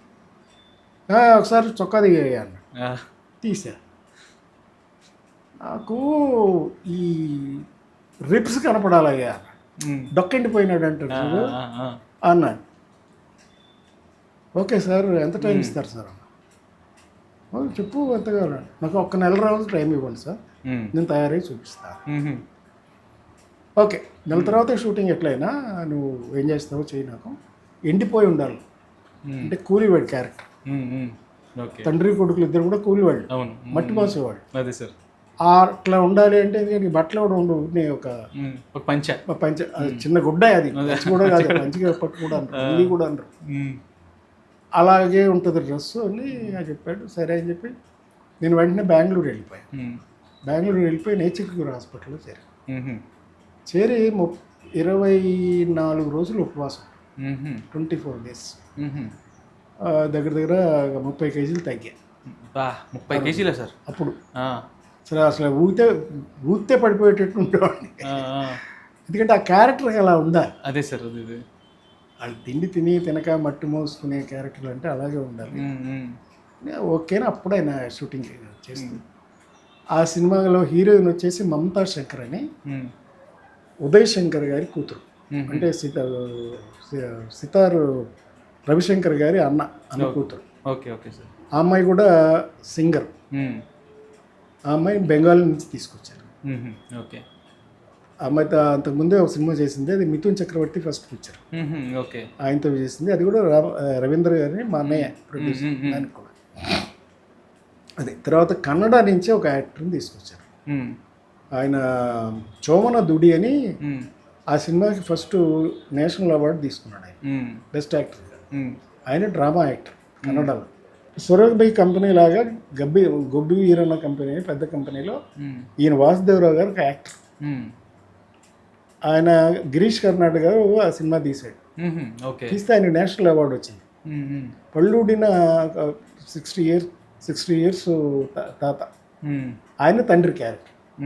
ఈ సినిమాలో ఏంటంటే నాది తండ్రిదే మెయిన్ క్యారెక్టర్, కోడలో మమతా శంకర్. Okay okay. మేమిద్దరం ఎంత సోమవారులు అంటే దొంగతనాలు చేసి దోచుకుని ఎట్లా వాటిలో బతికేస్తాం. అంటే అంతకంటే బాగా బతికినా దొరలు బతకనేవారు మంది అని అట్లాగా చేస్తూ ఉంటారు. దొంగవాళ్ళగా ఊరి దూరంగా ఎక్కడో చిన్న 4 ఆకులు కప్పుకుని గుడిసెలో పడి ఉంటారు. అట్లాంటి క్యారెక్టర్స్. ఈ క్యారెక్టర్ సెలెక్ట్ చేశారు. ఆ సినిమా క్లైమాక్స్లో ఏంటంటే అన్నీ ఎంత చేసినా దొరలు దోచుకునేదే, మనకేం మిగలదు, అందుకని దొంగతనమే చేసి తిందాం అనే పద్ధతిలో ఉంటారు. అంత అద్భుతమైన సినిమా ఒక్క ఊరి కథ. అదే సార్ చేయడం జరిగింది. ఆ తర్వాత ఆ సినిమా ఇంటర్నేషనల్గా పేరు తెచ్చుకోవడం, ఒక నంది అవార్డు వచ్చింది, ఉత్తమ చిత్రంగా అవార్డు వచ్చింది. ఇండియా దేశంలో ప్రపంచంలో ఉన్న అన్ని ఫిలిం ఫెస్టివల్స్లోనూ ప్రదర్శించిన సినిమా అది. యాక్చువల్ చాలా మంది తెలియదు కానీ నాకు మీది one of the biggest achievement అనిపించింది సార్ ఆ సినిమా చేయడం. మీరు నాకు అసలు ఒక మైల్ రాయి అనిపించింది నాకు. మీరు ఆ రోజులోనే 1978లో. అవును సార్. ఫస్ట్ కార్లోవేరీ ఫిలిం ఫెస్టివల్ అని చెకోస్లోవకియాలో ఉంది. ఇంటర్నేషనల్ ఫెస్టివల్స్లో కల్లా ఆస్కార్ తర్వాత అంత పేరున్న ఫెస్టివల్ అదే. Okay sir. ఆస్కార్ లాంటిది, అంతకంటే కూడా ఎక్కువ అంత మర్యాద ఉన్న అంత ఫెస్టివల్. దాంట్లో ప్రదర్శింపబడి దాంట్లో అవార్డు గెలుచుకుంది ఒక ఊరి కథ. అంటే అప్పుడే నేను చెకోస్లోవేకియా వెళ్ళటం, లండన్, ప్యారిస్ అన్నీ వెళ్ళటం. అన్ని ప్యారిస్లో ఫెస్టివల్ జరిగింది. కాన్స్ ఫిల్మ్ ఫెస్టివల్ వేశారు. సో ప్రపంచం అంతా తెలిసే ఒక మంచి సినిమాలో ఆయన దయ వల్ల, ఆ మహానుభావుడి దగ్గర వర్క్ చేయడం వల్ల అన్ని దేశాలు తిరిగే అవకాశం కూడా వచ్చింది. అదే సార్. అయితే ఇక్కడ ఒక చిన్న లెంతీ క్వశ్చన్ సార్. మీ ఫస్ట్ మూవీ చూసిన తర్వాత అభినయం ఉంది, నృత్యం ఉంది, అంతా ఉన్నా సరే, అంటే ఒక కమర్షియల్ హీరోకి ఏం కావాలో అన్నీ ఉన్నాయి మీలో, కానీ మీరు మాత్రం ఇలాంటి మూవీస్ సెలెక్ట్ చేసుకోవడం ఎంత ప్లస్ అయిందో కొంచెం మైనస్ కూడా అయ్యిందని కొంతమంది అంటారు. ఎందుకంటే ఒక ఆర్టిస్టిక్ యాక్టర్గా మీకు ఒక పేరు వచ్చేసింది ఆ టైంలో. ఎందుకంటే బేసికల్గా కొంచెం థియేటర్ని స్టడీ చేసి వచ్చినవాడిని, ఏదో సినిమాలు చూసి వ్యామోహంతో వచ్చినవాడిని కాదు. సో మంచి సినిమా, కొత్త cinema, different cinema, parallel cinema రావాలి అని కోరుకునే మనస్తత్వం నాకు చదువుకోవడం వల్ల వచ్చేది ఎక్కువ. సో ఇక్కడ థియేటర్ ఆర్ట్స్ చదువుకున్నాను, తర్వాత ఫిల్మ్ ఇన్స్టిట్యూట్లో చదువుకున్నాను. సో అందుకని సెలెక్టివ్ సినిమాలు, ఏదో 3 పాటలు 4 ఫైట్లు సినిమాలు పెద్ద ఇంట్రెస్ట్ వాటి మీద. సో అందుచేత ఇలాంటి సినిమాలు ఎక్కువ చూస్ చేసుకునేవాడిని. అలాంటి ఆల్మోస్ట్ నేను ఒక ఊరి కథే కాదు, మృణాల్ స్వామి గారిది, తర్వాత ఎండమూరి వీరేంద్రనాథ్ గారు రాసినటువంటి కుక్కని సినిమాగా చేస్తే దాంట్లో హీరోగా యాక్ట్ చేశాను. అదే శకుంతలకు కూడా ఫస్ట్ పిక్చర్. అది ఎండమూరి వీరేంద్రనాథ్ గారి ప్రొడ్యూసర్ కూడా, ఆయన నాటకం రాసి ప్రొడ్యూస్ చేసిన ఆ సినిమాలో చేశాను. అలాంటి సినిమాలు ఎక్కువ చేశాను. Okay okay okay sir. But no regrets మీకు? రిగ్రెట్స్ ఏం లేదు, ఐ ఫుల్ హ్యాపీ. నా కంపారిజనే లేదు కదా. So I was successful in that line. దేని దారిదే. బొంబాయి అందరూ బొంబాయి వెళ్ళాలి, అందరూ పాలిటిక్స్లోకి వెళ్ళాలంటే కుదరదు కదా. ఢిల్లీ వెళ్ళాలి, ఎక్కడికి వెళ్ళేవాళ్ళు అక్కడికి వెళ్ళాలి, ఎంత కావాలంటే అంత. So I wanted that films, different stories. అలా మంచి సినిమాలు చాలా చేశాను. ఎంచుకుంటే ఆల్మోస్ట్ నేను చేసిన తక్కువ నెంబరు ఫిల్మ్ 150 సినిమాలు అయినప్పటికీ కూడా ఇలాంటి సినిమాలు ఎక్కువ చేయడం వల్ల ఇతను ఆర్ట్ ఫిల్మ్ యాక్టర్ అని ఒక ముద్ర వేశారు. ఆర్ట్ సినిమాలకి పనికి వస్తాడు, ఆర్ట్ సినిమాలు చేస్తాడు అని చేశారు. But I don't regret. So అందులో కూడా నాకు గుర్తుపెట్టుకున్న చాలామంది ఉన్నారు. చాలా మంచి సినిమాలు చేశాను. బాలచంద్ర గారి కానీ, ఇటు వి మసూన్ గారి కానీ, దాసనారాయణరావు గారి కానీ, అందరి దగ్గర చేశాను. సో ఎక్కువ ఈ ఫ్యామిలీ ఓరియంటెడ్ ఫిలిమ్స్. సో అలాగా ప్రజల్లోకి ఆ విధంగా వెళ్ళాను. అలాగే చిరంజీవి గారికి మీకు ఇద్దరు జీవితాల్లో ఇద్దరు చాలా కీ రోల్ ప్లే చేసుకున్నారు. సో చిరంజీవి గారి ఎంట్రీ మీ లైఫ్లో ఎలా జరిగింది సార్? అదేంటంటే మేము అంతులేని కథ తర్వాత చాలా సినిమాలు తీశాను. రజనీకాంత్ కూడా తమిళ్లో చాలా సినిమాలు చేశాను.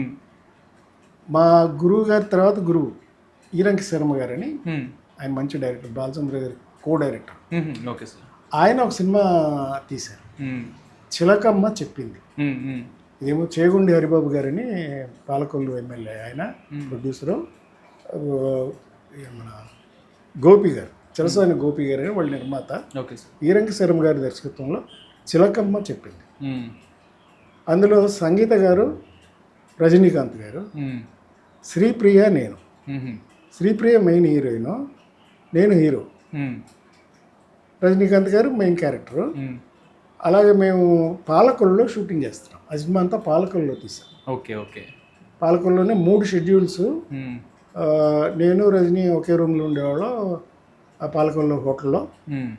పాలకొల్లులో షూటింగ్ చేస్తున్న టైంలో ఒక అబ్బాయి వచ్చాడు. మంచిగా చక్కగా ఉన్నాడు, మంచి హైట్, మంచి బాడీ అన్నీ ఉన్నాయి. వస్తే మాతో రోజంతా గడిపాడు. షూటింగ్ దగ్గర వచ్చి చూశాడు.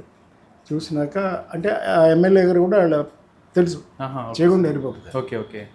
సో ఆయన దగ్గరికి వచ్చారు. ఆయన చిరంజీవి గారి దగ్గరికి వచ్చి, నాకు చేరాలన్నాయి, ఇప్పుడు రావాలనుందండి సినిమాల్లోకి. ఓకే బాబు, బెస్ట్. మేము ఇద్దరం కూడా ఒక అదే ఇన్స్టిట్యూట్లో చదువుకున్నాం చెన్నైలో, వచ్చి జాయిన్ అయిపోవాలి. తర్వాత ఆయన వచ్చి ఫిల్మ్ ఇన్స్టిట్యూట్లో జాయిన్. మాకు 1 year junior Rajendra Prasad. Okay. తర్వాత 2 ఏళ్ళకి 3 ఏళ్ళకి వచ్చేది చిరంజీవి. చిరంజీవి గారు ఎంట్రీ లేట్. Okay sir. అప్పుడు రజనీకాంత్ హీరో అయిపోయాడు తమిళ్లో, ఇక్కడ నేను హీరోగా చేస్తున్నాను సినిమాలో. అప్పటికి తర్వాత చాలా సినిమాలు మేము చేసేసినాక చిరంజీవి గారు అప్పుడు వచ్చి ఇన్స్టిట్యూట్లో చేరారు. ఓకే. ఇన్స్టిట్యూట్లో చేరినప్పుడు కూడా నేను అప్పుడప్పుడు క్లాసులకు వెళ్ళేవాడిని. ఇన్స్టిట్యూట్కి రాజేంద్ర ప్రసాద్ కూడా టీచ్ చేసేవాడు. అక్కడ క్లాసులకు వెళ్ళేవాళ్ళం. సరదాగా మాకు అయిపోయింది, కోర్స్ అయిపోయినా కూడా అక్కడ మా కాలక్షేపం ఖాళీగా ఉన్నప్పుడల్లా ఇన్స్టిట్యూట్కి వెళ్ళేవాడు. కానీ అనిపించింది సార్ ఆయన చూడగానే చిరంజీవి గారిని ఇండస్ట్రీలో కొంచెం మంచి పొజిషన్లోకి వెళ్తాడని మీకు అనిపించేదా? నాకు చిరంజీవిని చూస్తే అనిపించింది, ఎందుకంటే చాలా క్లోజ్గా చూశాను. డాన్స్ కానీ అతను ఇది కానీ అన్నీ బాగుంటాయి, మూమెంట్ మేము కొన్ని మాత్రం రజనీకాంత్ కూడా నేను అంత రేంజ్కి వెళ్తాడు నేను ఎప్పుడు అనుకోలేదు. ఎందుకంటే అతను రజనీకాంత్ ఆశ కూడా అప్పట్లో శత్రుఘ్న సిన్హా లాగా ఒక విలన్ అయితే చాలు అనుకునేవాడు. హీరో అనేది ఆప్షన్ హీరో అయిన ఐడియా లేదు అసలు ఆయనకి. ఆ స్టైల్ అవన్నీ శత్రుఘ్నాన్ని చూసి నేర్చుకున్నాడు ఆయన. ఓకే, శత్రుఘ్న సిన్హా అవ్వాలి అని ఆయన కోరిక. అందుకని ఆయన డాన్స్లో పాటలు అంటే పెద్ద ఇంట్రెస్ట్ చూపించేవాడు. ఈ బాత్రూంలోకి వెళ్ళి అద్దం ఉంటే అద్దం ముందు నుంచి సిగరెట్లు వేయడం అక్కడ ప్రాక్టీస్ చేసేవాడు ఆయన. ఆయనకి ఇన్స్పిరేషను శత్రుఘ్న గారు. అక్కడ ప్రాక్టీస్ చేస్తుండేవాడు, అలాగే అయిపోయాడు. తర్వాత చిరంజీవి గారితో మేము ఈరంకి శర్మ గారి డైరెక్షన్లోనే తర్వాత మేము చేసిన ఫస్ట్ పిక్చర్ కుక్క కాటికి చెప్పుదాం. ఆ సినిమాలో మాధవి నేను హీరోయిన్స్, చిరంజీవి గారు విలన్. ఓకే, ముందు విలన్గానే చేసేవారు. నెగిటివ్ క్యారెక్టర్ అది అందులోనూ చేశారు. ఇది కథ కాదులో కూడా నెగిటివ్ రజనీకాంత్ క్యారెక్టర్ అదే కదా. ఇది కథ కాదు జయసుధా, దాంట్లో కూడా తమిళ్లో రజనీకాంత్ చేశాడు. అదే క్యారెక్టర్ తెలుగు బాలచంద్ర గారి నేనే తీసుకెళ్ళాను. Okay sir. అప్పుడు ఏంటంటే ఈరంకి శర్మ గారు ఆయన శిష్యుడే, అప్పుడు ఈయన డైరెక్టర్ అయిపోయాడు. అదే ఫస్ట్ పిక్చర్ చిలకమ్మ చెప్పింది. ఆ కుక్కకాడు చెప్పు తప్ప నెక్స్ట్ పిక్చర్. ఆ ఈరంకి శర్మ గారికి 3 సినిమాల్లో నేనే హీరో. కుక్కకాడు చెప్పు దెబ్బలో ఏంటంటే నాది సాఫ్ట్ క్యారెక్టరు, నేను మాధవి, చిరంజీవి గారు రేప్ చేసేస్తాడు అమ్మాయి విలన్ ఆయన. ఓకే, తర్వాత ఎండ్లో చిరంజీవి క్యారెక్టర్ని చంపేస్తుంది అమ్మాయి మాధవి. Okay okay sir. అట్లా నెగిటివ్ క్యారెక్టర్స్ చేసేవారు. బట్ మెయిన్ క్యారెక్టర్ అయింది నెగిటివ్ హీరో అంతే. అర్థమైంది సార్. ఇది కథ కథలో కూడా విలనే, కానీ నెగిటివ్ విలన్ అంతే తప్ప మెయిన్ క్యారెక్టర్ అయింది. Okay okay. రజనీకాంత్కి అట్లాగే పేరు వచ్చింది తమిళ్లో, అట్లాగే తెలుగులో చిరంజీవి గారికి కూడా పేరు వచ్చింది. ఇది కథ కాదు. Okay okay sir. ఇవన్నీ కూడా రజనీకాంత్ గారు చేసిన క్యారెక్టర్సే తమిళ్లో. ఓకే, అలాగే ఈ నెగిటివ్ క్యారెక్టర్ చేయడం వల్ల దాంట్లో ఆయన సక్సెస్ అయిపోయారు. ఇక నెగిటివ్ క్యారెక్టర్స్ చేస్తున్నారు. ఈ కుక్క కాటు చెప్పు దెబ్బ చూసిన తర్వాత చిరంజీవి గారిని పెట్టారు తమిళ్లో. తెలుగు ఇది కథ కదా, ఇది కథ కాదు దాంట్లో చేశారు. అక్కడి నుంచి ఇక తర్వాత ఇంకా వేరే సినిమాలు చేస్తున్నాను, నేను చేస్తున్నాను, ఆయన చేస్తున్నాను అన్నాడు. అది ఫస్ట్ మేము ఇద్దరం కలిసి పనిచేసే సినిమా. ఇక్కడ హైదరాబాద్లోనే షూట్ చేసాం, అశోక్ నగర్లో ఒక ఇంట్లో. మొత్తం చాలా సరదాగా ఉండేవాళ్ళం అందరూ మొదటి నుంచి. ఆ తర్వాత ఇక మెల్లగా ఆయన హీరో క్యారెక్టర్స్ వేయడం మొదలెట్టాడు. నేను కలిసి చేసిన సినిమాలు చాలా ఉన్నాయి అప్పట్లో, ముఖ్యంగా మున్సిపల్కి వంశీ గారి ఫస్ట్ పిక్చర్. చిరంజీవి గారు, నేను, రాజేంద్ర ప్రసాద్, సాయి చంద్, ఆయన హరీష్ అని సప్తపదిలో హీరో. ఆ అబ్బాయి మొత్తం 5 కుర్రాళ్ళ మీద కథ. సుహాసిని గారు ఒకే హీరోయిన్. Okay okay. చాలా మంచి సినిమా, అది కూడా సూపర్ హిట్ అయింది. సుహాసిని గారి ఫస్ట్ పిక్చర్ తెలుగులో. Okay sir. సో అలా కలిసి చాలా సినిమాలు పనిచేసాం. తర్వాత నేను సుబ్బారావు కోపం వచ్చింది అని నేను ఒక సినిమా చేశాను నా ఆధ్వర్యంలో. డూండేశ్వరరావు గారని, డూండి గారని, ఆయన కృష్ణ గారిని పైకి తీసుకొచ్చిన ఒక నిర్మాత. డూండి గారు అంటారు. ఎక్కువ మూవీస్ కూడా ఎక్కువ సినిమాలు ఆయన తీశారు. Okay sir. ఆయన గురువులాగా కృష్ణ గారికి అసలు గూఢచారి 116 తీసి ఆయన మాస్ హీరోని చేసింది డూండి గారు. Okay sir. ఆ మూవీ కూడా ఆయన ప్రొడ్యూస్ చేశారు. అదే ఫస్ట్ మాస్ పిక్చర్. అదే సార్. అంతకుముందు అంత మాస్ హీరో కాదు ఆయన, చేశారు కానీ 2-3 సినిమాలు అప్పటికే అయిపోయినాయి. ఫస్ట్ పిక్చరే మంచి హిట్, తేనె మనసులోనే, అది మా నవయుగ డిస్ట్రిబ్యూషనే. Okay sir. అందులో అందరు కొత్త వాళ్ళు. కృష్ణ గారి ఫస్ట్ పిక్చర్. ఓకే. తర్వాత ఈ 116 చేసిన తర్వాత ఆయన మాస్ హీరో అయిపోయాడు. అలాగా చిరంజీవి గారు కూడా అవుతూ ఉండగా, తర్వాత నేను ఆ సుబ్బారావు కోపం వచ్చింది అనే సినిమా ఇప్పుడు కీర్తి సురేష్ ఉందే, వాళ్ళ అమ్మ మేనక దాంట్లో హీరోయిన్. ఆహా, ఓకే సార్. ఇది మొన్న చెప్పారు ఒక ఇంటర్వ్యూలో, కీర్తి సురేష్ గారి దగ్గర కూడా మ్యాటర్ వచ్చింది.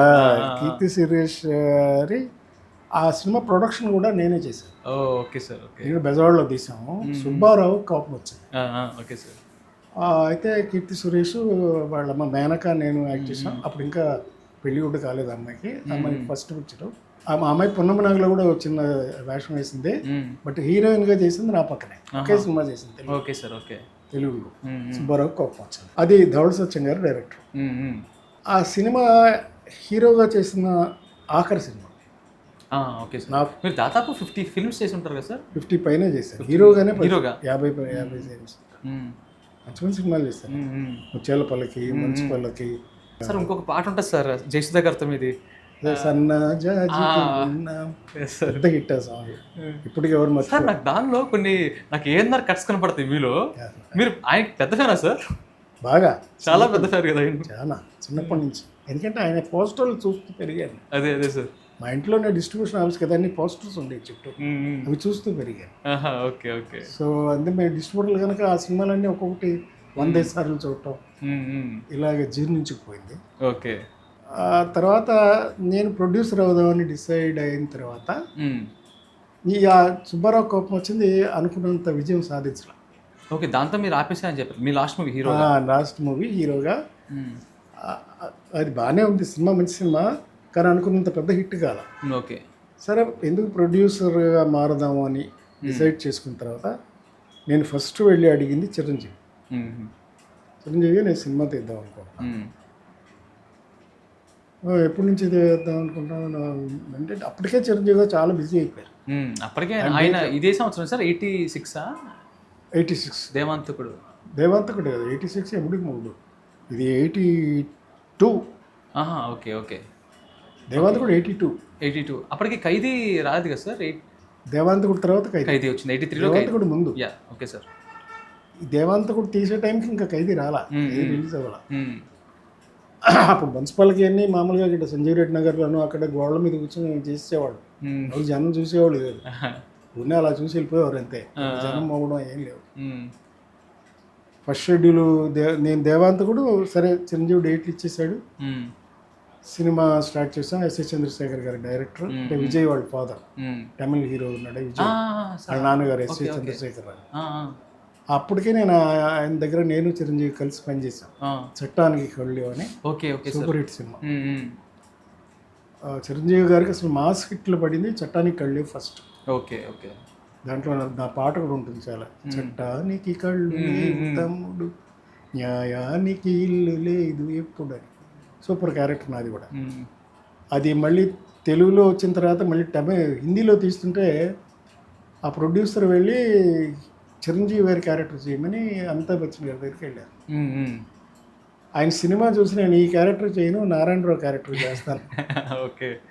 అప్పుడు రజనీకాంత్ ఇంట్రడ్యూస్ చేసి ఆ క్యారెక్టర్లో ఓకే సార్ చిరంజీవి గారి క్యారెక్టర్ రజనీకాంత్ చేసి నా క్యారెక్టర్ అమితాబ్ బచ్చన్ గారు చేశారు. అంతా కానూన్ హిందీలో కూడా సూపర్ హిట్. Okay sir. ఇలా నేను చిరంజీవి గారు చేసిన ఆల్మోస్ట్ అన్ని సూపర్ హిట్ సినిమాలు.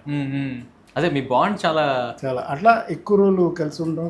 పైగా అసలు మేము రేగిపోవాలి కలిసే ఉండేవాళ్ళం. జిమ్కి వెళ్ళినా ఆయన పొద్దున్న లేస్తే జిమ్కి వెళ్తే పొద్దున్న నన్ను వచ్చి పికప్ చేసుకెళ్ళేవారు. ఇద్దరిని జిమ్కి వెళ్ళేవాళ్ళం.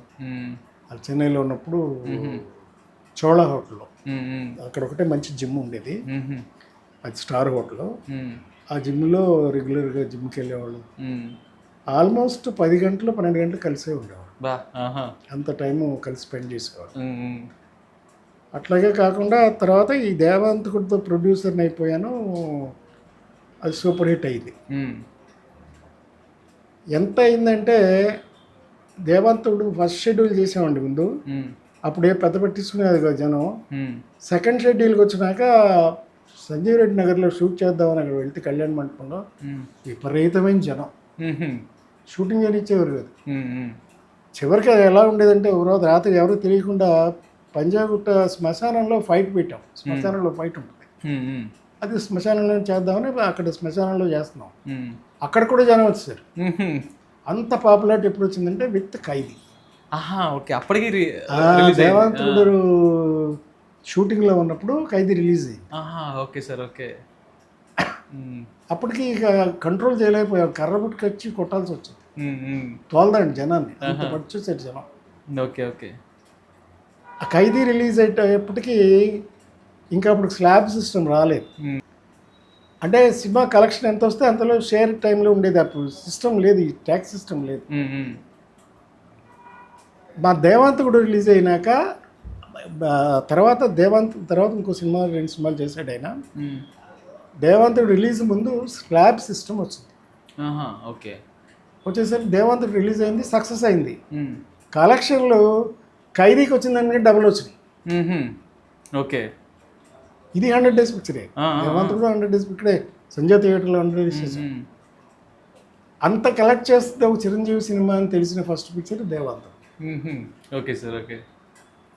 ఎక్కడికో వెళ్ళిపోయాడు.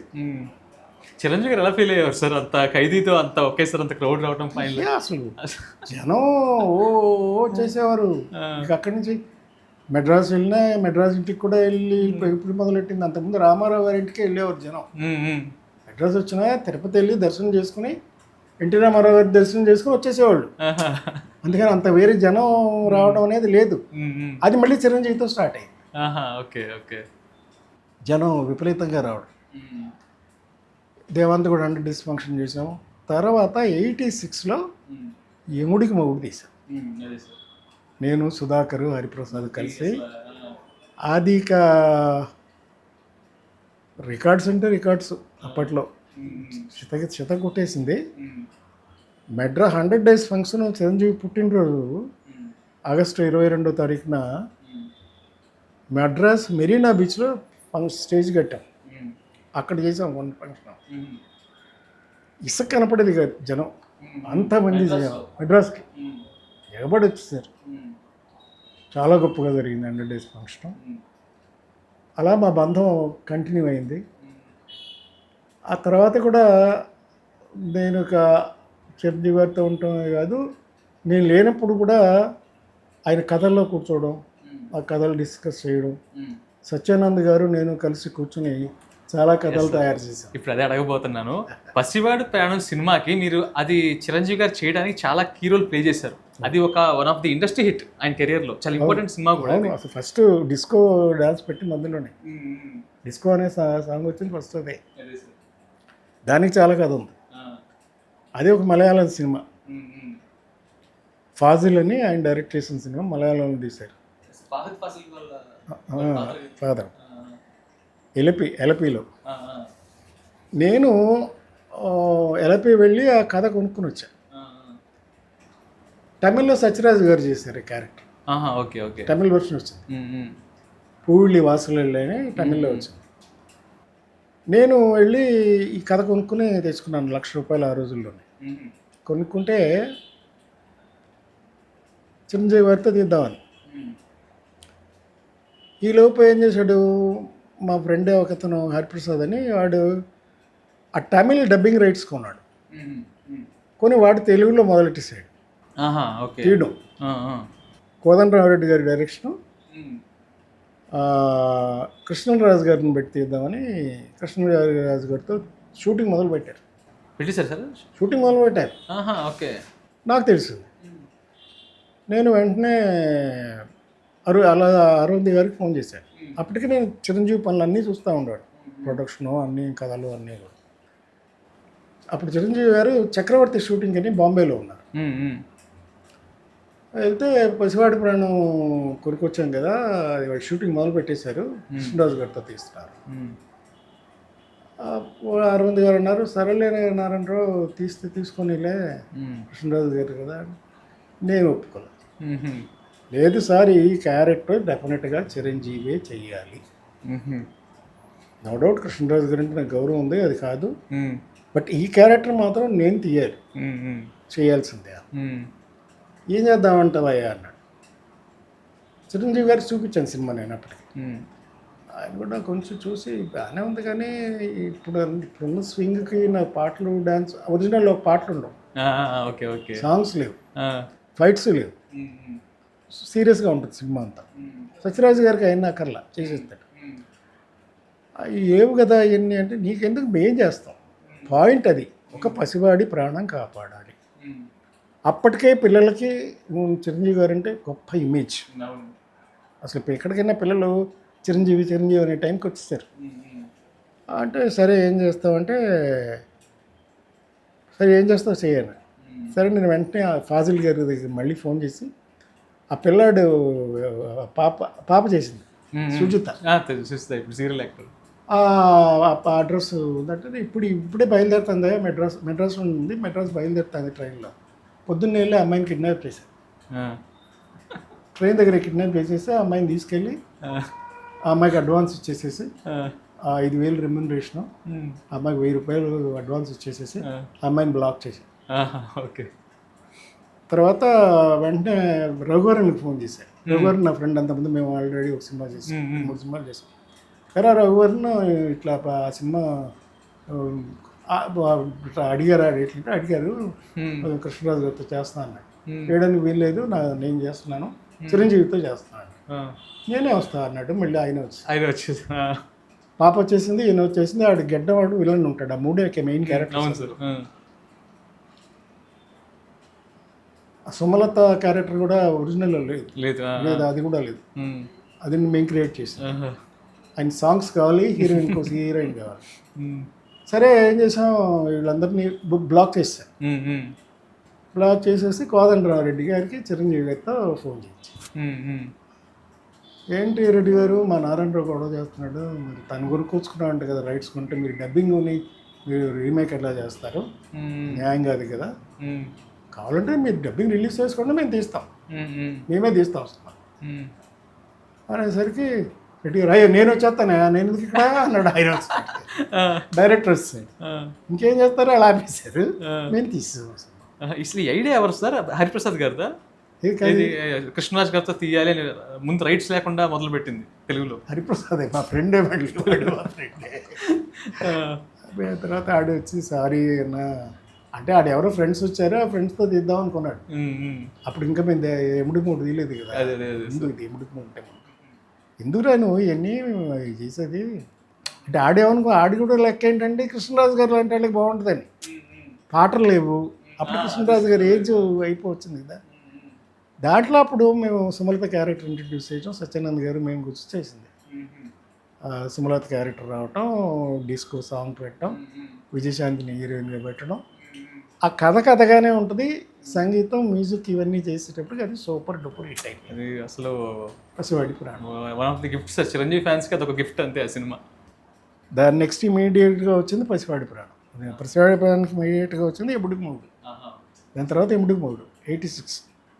సార్ అలాగే చిరంజీవి గారు అప్పుడు చేసిన ప్రతి మూవీ స్క్రిప్ట్ వర్క్లో కూడా మీరు ఉండేవారు అని వినేవాడిని నేను. అవునండి, ఎందుకంటే నా మీద గట్టి నమ్మకం ఆయనకి.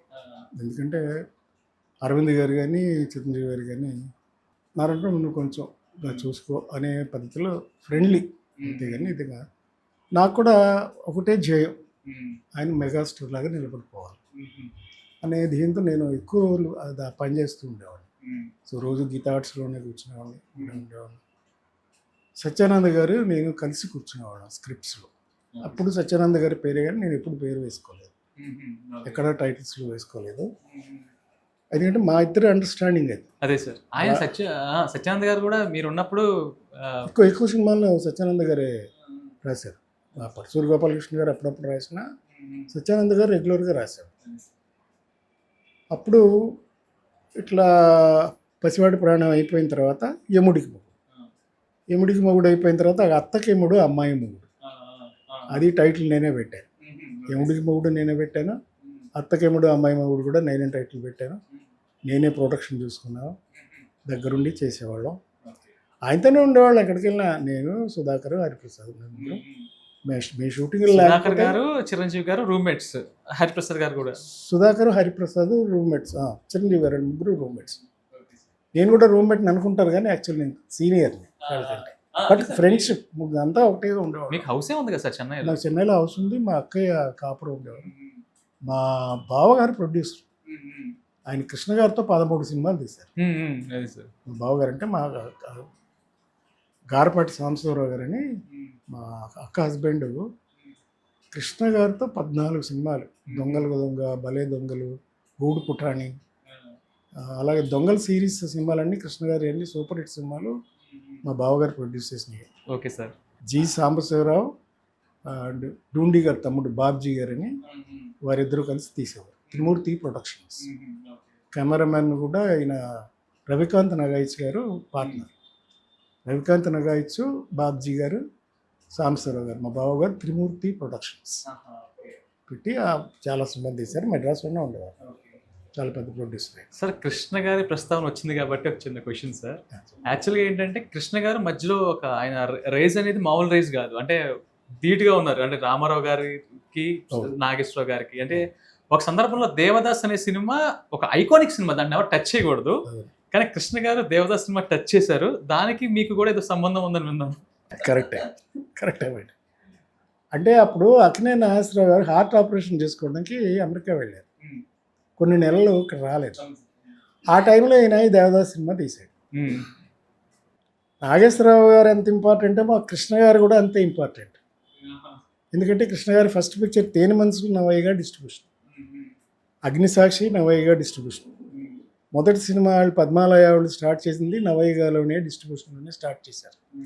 సో అందుకని పద్మాలయ ప్రొడ్యూసర్గా ఆ దేవదాస్ని మా నవయ్యగా వాళ్ళు విడుదల చేశారు. Okay sir. కానీ మీరు సజెషన్ ఇచ్చారు సార్, అంటే అది మీరు కృష్ణ గారికి ఏమైనా చెప్పారా? నాన్నగారు కానీ? తెలియదు, ఎందుకంటే అప్పటికి ఈయన తీస్తున్నాడు కానీ నాగేశ్వరరావు గారు ఇంత సీరియస్గా తీసుకుంటారని మాకు తెలియదు. ఆయన అమెరికాలో ఉండి వచ్చారు, ఉన్నప్పుడే అరేంజ్ చేశారు. దేవదాస్ రిలీజ్ అయిన తర్వాత వెంటనే అదే టైంలో పాత దేవదాస్ కూడా రిలీజ్ చేశారు. ఎవరు? నాగేశ్వరరావు గారు చేయించారా? వచ్చారు. ఇది సూపర్ హిట్ అయింది. డబ్బింగ్ సినిమా మళ్ళీ 100 రోజులు ఆడింది. I mean remake second issue. మొదట్లో పెద్ద మంచి పేరు వచ్చేసింది కానీ కలెక్షన్లో పెద్దగా రాలా. తర్వాత ఇప్పుడు చూసేసారు జనం విపరీతంగా. సో నాగేశ్వరరావు తిరిగి వచ్చినాక నాగేశ్వరరావు గారు వచ్చేసరికి ఆయన లేని టైంలో మాకు సారథి స్టూడియో క్లోజ్ చేయాల్సి వచ్చింది. మా నాన్నగారు సారథి స్టూడియో క్లోజ్ చేశారు కొన్నాళ్ళు. నాగేశ్వరరావు గారు అమెరికా నుంచి వచ్చిన తర్వాత అంజలీదేవి గారు సినిమా తీస్తున్నారు, క్షేత్రయ్య. నాగేశ్వరరావు గారు స్టూడియో ఓపెన్ చేయి అంటే మా నాన్నగారు స్టూడియో స్ట్రైక్లో ఉంది, నేను ఇప్పుడు ఓపెన్ చేయలేను అన్నారు. ఒప్పుకోలేదు మా నాన్నగారు. నాగేశ్వరరావు గారు కోపం వచ్చింది. మీరు దేవదాస్ రిలీజ్ చేశారు, పైగా ఇప్పుడేమో నా స్టూడియో ఓపెన్ చేయమంటే చేయట్లేదు అని మా నాన్నగారి మీద కోపం వచ్చి బెంగళూరు వెళ్ళి బెంగళూరులో షూట్ చేశారు. మెడ్రాస్లోనే తీయొచ్చు సినిమా, కానీ ఆ మెడ్రాస్కి ఆయన సొంత స్టూడియో ఉంటేనే వచ్చి షూటింగ్ చేస్తానని అప్పుడు ఇప్పట్లో ఆయన మాట ఇచ్చారు ఆయన. అందుకనే వెళ్ళకుండా మరి ఎక్కడ చేయాలి? బెంగళూరు వెళ్ళి బెంగళూరులో కంఠీరవ స్టూడియోలో తీశారు సినిమా, మహాకవి క్షేత్రయ్య. అప్పుడు నాగేశ్వరరావు గారికి ఒక ఐడియా వచ్చింది, ఇది లాభం లేదు, నేనే సొంతంగా స్టూడియో కట్టాలి. Okay sir. అప్పుడు ఐడియా వచ్చి అప్పటిదాకా ఆయన సొంత స్టూడియో కట్టుకోవాలని ఆలోచన లేదు. మా వాళ్ళ మీద కోపం వచ్చి, మా నాన్నగారి మీద కోపం వచ్చి ఆయనే చెప్పారు నాకు ఈ విషయం. మీ నాన్న మీద కోపం వచ్చి నేను ఈ స్టూడియో కట్టానయ్యా, ఇప్పుడు అది మా పిల్లలకి ఎంత ఆస్తి అయిపోయిందో చూడు, దీనికి కారణం మీ నాన్ననయ్యా అన్న. అక్కడ పడింది అన్నమాట. అప్పుడు అన్నపూర్ణ స్టూడియో కట్టి ఆ 7 ఎకరాలు పైన 3 ఎకరాలు మొత్తం 10 ఎకరాల స్థలం గవర్నమెంట్లో తీసుకుని అంత మంచి స్టూడియో ఏర్పడడం జరిగింది. అలాగే సార్. కృష్ణ గారు అప్పుడు తర్వాత కృష్ణ గారికి నాగేశ్వర గారికి కొంచెం డిఫరెన్సెస్ వచ్చాయి కదా సార్ ఆ టైంలో? అంటే చిన్న తేడాలు ఉండి అప్పుడు ఆయన పద్మాలయ స్టూడియో పెట్టారు. అప్పుడు అది షిఫ్ట్ అవుదామని డిసైడ్ అయిపోయినాక ఇది చాలా కాలం తర్వాత గవర్నమెంట్ ఒక డిసిషన్ తీసుకుంది. చెన్నైలో షూట్ చేయడం కానీ బయట షూట్ చేసిన సినిమాలకి ట్యాక్స్ వేరేగా ఉండాలి, హైదరాబాద్లో తీసిన వాటికి ఆంధ్రదేశంలో తీసిన వాటికి వేరేగా ఉంటుందని పద్ధతి వచ్చింది. ఓకే. గవర్నమెంట్ చెన్నారెడ్డి గారు తీసుకుని ట్యాక్స్ సిస్టమ్ మార్చారు. కొంచెం గట్టిగా బొట్టుగా వేస్తే కానీ వీళ్ళు రారు మెడ్రాస్ నుంచి, ఇండస్ట్రీ అక్కడే ఉంటుంది, మన ఆంధ్రదేశానికి నష్టం వస్తుంది, ఎందుకంటే ట్యాక్స్లన్నీ ఆ గవర్నమెంట్ కడుతున్నారు, సంపాదన అంతా అక్కడికి వెళ్ళిపోతుంది, ఈ పద్ధతి కాదని చెప్పి వాళ్ళు ప్లాన్ వేశారు.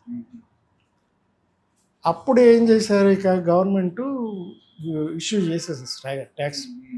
అక్కడ తీస్తే ఒక ట్యాక్స్, ఇక్కడ తీస్తే ఒక ట్యాక్స్. దాంతో తప్పనిసరి ఇండస్ట్రీ ఇక్కడికి రావాల్సి వచ్చింది. ఓకే, అర్థమైంది సార్. అప్పుడు గవర్నమెంట్ ఇనిషియేటివ్స్ ఇచ్చింది బాగా. ఇప్పుడు ఫిలిం నగర్ కాలనీ అని కానీ, అలాగే పద్మాలయ స్టూడియో, రామానాయుడు గారి స్టూడియోకి సైట్లు ఇచ్చారు, గవర్నమెంట్ ఇచ్చింది. ఇచ్చేస్తే అప్పుడు పద్మనాభ స్టూడియో, రామనాయుడు గారి స్టూడియో, అందరికి ఒక స్టూడియో, ఒక్కొక్క స్టూడియో, రాఘవేంద్రరావు గారికి ఒక రికార్డింగ్ థియేటరు, ఇది మన శబ్దాలయకి ఎంఎస్ రెడ్డి గారికి ఒక శబ్దాలయ, వీళ్ళందరికీ గవర్నమెంట్ దగ్గర నుంచి సైట్లు వచ్చాయి. Okay okay sir. అప్పుడు ఇండస్ట్రీ షిఫ్ట్ అయింది టోటల్గా. ఇంక దాంతోపాటు సార్ ఇప్పుడు కృష్ణ గారు ఒక డిఫరెన్స్ ఇచ్చాక రామారావు గారి విషయంలో కూడా కృష్ణ గారు కొంచెం డిస్టర్బెన్స్, సీతారామరాజు విషయం అదే అంటే క్యారెక్టర్స్ విషయంలోనూ దాంట్లోనూ కొంచెం వస్తాయి. యాక్చువల్గా అల్లూరి సీతారామరాజు ఆయన స్క్రిప్ట్ రాసి పెట్టుకున్నారు ఎప్పుడో, రామారావు గారికి చేయాలని ఉంది ఆ క్యారెక్టర్, కుదరలేదు అంతకుముందు. కృష్ణ గారు డాషింగ్ కదా, తీసేసారు. ఆయనకి తెలుసు, కురుక్షేత్రం అలాగే తీశారు కదా, దానవ శివకర్ణ, కురుక్షేత్రం పోటీ పడి తీసిందే, రెండు ఒకేసారి షూటింగ్ చేశారు, ఒకేసారి విడుదల చేశారు. కురుక్షేత్రం డామ్ ఉంది, దానవ శివకర్ణ సూపర్ హిట్ అయిపోయింది. ఇది పెద్ద బడ్జెట్, అక్కడ రామారావు గారే ఉంటారు, పెద్ద బడ్జెట్లే. అందరూ ఆర్టిస్టులు చచ్చేవాళ్ళు మెడ్రాస్లో, అందరూ ఈ షూటింగ్ వెళ్ళాలా ఆ షూటింగ్ వెళ్ళాలా, ఎవరు పిలుస్తారో తెలియదు, ఎప్పుడు పిలుస్తారో తెలియదు. కానీ అప్పుడు పోటీ అంతా పర్సనల్ గా హెల్దీగా ఉండేది. తర్వాత కూడా వాళ్ళిద్దరూ కలిసి ఎన్ని సినిమాలు చేశారు, రామారావు గారు నాగేశ్వరరావు గారు చేశారు, దేవుడు చేసిన మనుషులు లాంటి సూపర్ హిట్ సినిమా చేశారు. నాగేశ్వరరావు గారితోనూ బోల్డ్ సినిమా చేశారు, కృష్ణ గారు నాగేశ్వరరావు గారు చేశారు. ఇవేంటంటే జాబ్ పరంగాను, పరువు ప్రతిష్ట పరంగాను ఆ ఎగుడు దేవుడులు ఉంటాయి. కొంత మిగతా వాళ్ళు క్రియేట్ చేస్తారు, కానీ వాళ్ళకేం లేదు, వాళ్ళకి అంత హెల్దీగా. ఈరోజు వాళ్ళు హెల్తీగానే ఉన్నారు. నాగేశ్వరరావు గారికి రామారావు గారికి అయితే అసలు ఆ రోజులు ఇక్కడ కాక అక్కడ వాలకూడదు అనే లెవెల్లో ఉండేది. నాకు ఒకటి సార్, ఇందాక మీరు ఇక్కడ ప్రొడ్యూసర్లు అక్కడికి వెళ్ళకూడదు, అక్కడ ప్రొడ్యూసర్లు ఇక్కడ రాకూడదు, అలాగే హీరోయిన్స్ అవస్థ పడేవారు. అందరికీ ఉండేది ఈ ప్రాబ్లం. ఇవన్నీ ఏంటంటే ప్రొఫెషనల్, అంతేగాని దీన్ని పర్సనల్గా లేదు. ఇప్పుడు రామారావు గారు నాగేశ్వరరావు గారు బ్రదర్ అనుకునేవారు. కృష్ణ గారు అలాగే అందరితోనూ సినిమాలు తీశారు. ఆయన యాక్ట్ చేయడమే కాదు, రామారావు గారితో తీశారు, నాగేశ్వరరావు గారితో తీశాడు, హేమాహేమీలు ఇలాంటి సినిమాలన్నీ చేశారు. ఎన్ని అనుకున్నా కలిసి మళ్ళీ అన్ని మూవీస్ మల్టీ స్టార్స్ ఉండేసారు అప్పుడు అన్ని. అయ్యో, రామారావు గారు నాగేశ్వరరావు గారు అయితే వాళ్ళు కలిసి చేసినవి అన్నీ సూపర్ డూపర్ హిట్స్. మాయాబజార్ నుంచి తీసుకుంటే అన్నీ కదా ఇద్దరు కలిసి చేసింది. చాణక్య చంద్రగుప్త వరకు అది రామారావు గారు చేసి, చాణక్యుడి క్యారెక్టర్ మీరే చేయాలి బ్రదర్ అని ఆయనతో చేయించారు. మరి ఆయన హీరో అయ్యండి, అది కూడా డ్యూయల్ రోల్ చేసి ఉండొచ్చు ఆయన, ఎందుకంటే 5 వేషాలు వేసాడు. కానీ ఈ పర్టికులర్ క్యారెక్టర్లో నాగేశ్వరరావు గారి దగ్గర నుంచే వస్తుంది, నువ్వే చేయాలి బ్రదర్ అని ఆయనతో చేయించారు. అది వాళ్ళ అనుబంధం. అయితే ఇప్పుడు ఒక పర్సన్ గురించి ఈ మధ్య మాట్లాడుకోవడం మానేశారు సార్. ఎప్పుడైనా సరే మనం రామారావు గారి గురించి, నాగేశ్వరరావు గారి గురించి, సావిత్రి గారి గురించి మాట్లాడుకుంటాం, కానీ భానుమతి గారు ఉండేవారు సార్. భానుమతి గారి గురించి మాట్లాడడానికి యాక్చువల్గా నా వయసు చాలదు. అయ్యో మీరే, ఎందుకంటే నేను పుట్టేటప్పటికే ఆవిడ super star, all India star. అప్పటికి ఆల్ ఇండియా స్టార్ అంటే 1950s చండీరాణి జెమినీ వాళ్ళు తీసిన సినిమాలో ఇండియాలో అన్ని భాషల్లోనూ రిలీజ్ అయింది ఆ సినిమా. హిందీలో సూపర్ హిట్ అయింది. అలాగా ఆ రోజుల్లోనే ప్రపంచంలోకెల్లా మొట్టమొదటి స్త్రీ దర్శకత్వం వహించడం అనేది భానుమతి గారి. ఆ క్రియేట్ ఆవిడకి మరొకరు లేరు. ఆవిడ మల్టిపుల్ టాలెంట్ అంటారు, ఎందుకంటే పాడతారు, రాస్తారు, కథలు రాస్తారు, సినిమా కథలు రాస్తారు. ఇంకా అసలు సంగీతం అయితే చెప్పక్కర్లేదు. క్లాసికల్ సంగీతం ఆవిడ పాడినంత సుస్వరంగా ఎవరు పాడలేరు. బాలమురళీకృష్ణ గారు ఎంత ఫేమస్ పాటల్లో, భానుమతి గారి పాటలు అంటే కూడా అంతే ఫేమస్. ఆవిడకి అసలు ఆవిడ రికార్డులు పెట్టకుండా, ఆవిడ పాట లేకుండా ఏ ఫంక్షను జరిగేది కాదు. అసలు దేవుడు పూజ కానీ ఇది కానీ మహాభక్తురాలు ఆవిడ. పూజలు విపరీతంగా చేసేవారు. అసలు విప్రనారాయణలో ఆవిడ యాక్టింగ్ చూస్తే నాగేశ్వరరావు తేలిపోతారు ఆయన ఆవిడ ముందు. అంత గొప్పగా నటిస్తుంది. అదే సార్ రామారావు గారు కానీ నాగేశ్వరరావు గారు కానీ ధీటుగా ఉండేవారు కదా. అంటే అంత రెస్పెక్ట్ చదివితే వీళ్ళకంటే సీనియర్. అదే ఓకే సార్. అప్పటికే ఆవిడ స్టారు. అప్పటికే ఆవిడ ₹1,00,000 తీసుకునేది. వీళ్ళు నెల జీతాలకి పనిచేసే రోజుల్లో భానుమతి గారు ₹1,00,000 తీసుకునేది. బాబా ఓకే. అప్పటికే ఆవిడ స్టూడియో ఓనరు, భరణి స్టూడియోస్. సొంత స్టూడియోలో సొంత బ్యానర్ మీద సొంత డైరెక్షన్లో సినిమాలు తీసేవారు. మహానటి, అది చెప్పడానికి ఇంకేం లేదు.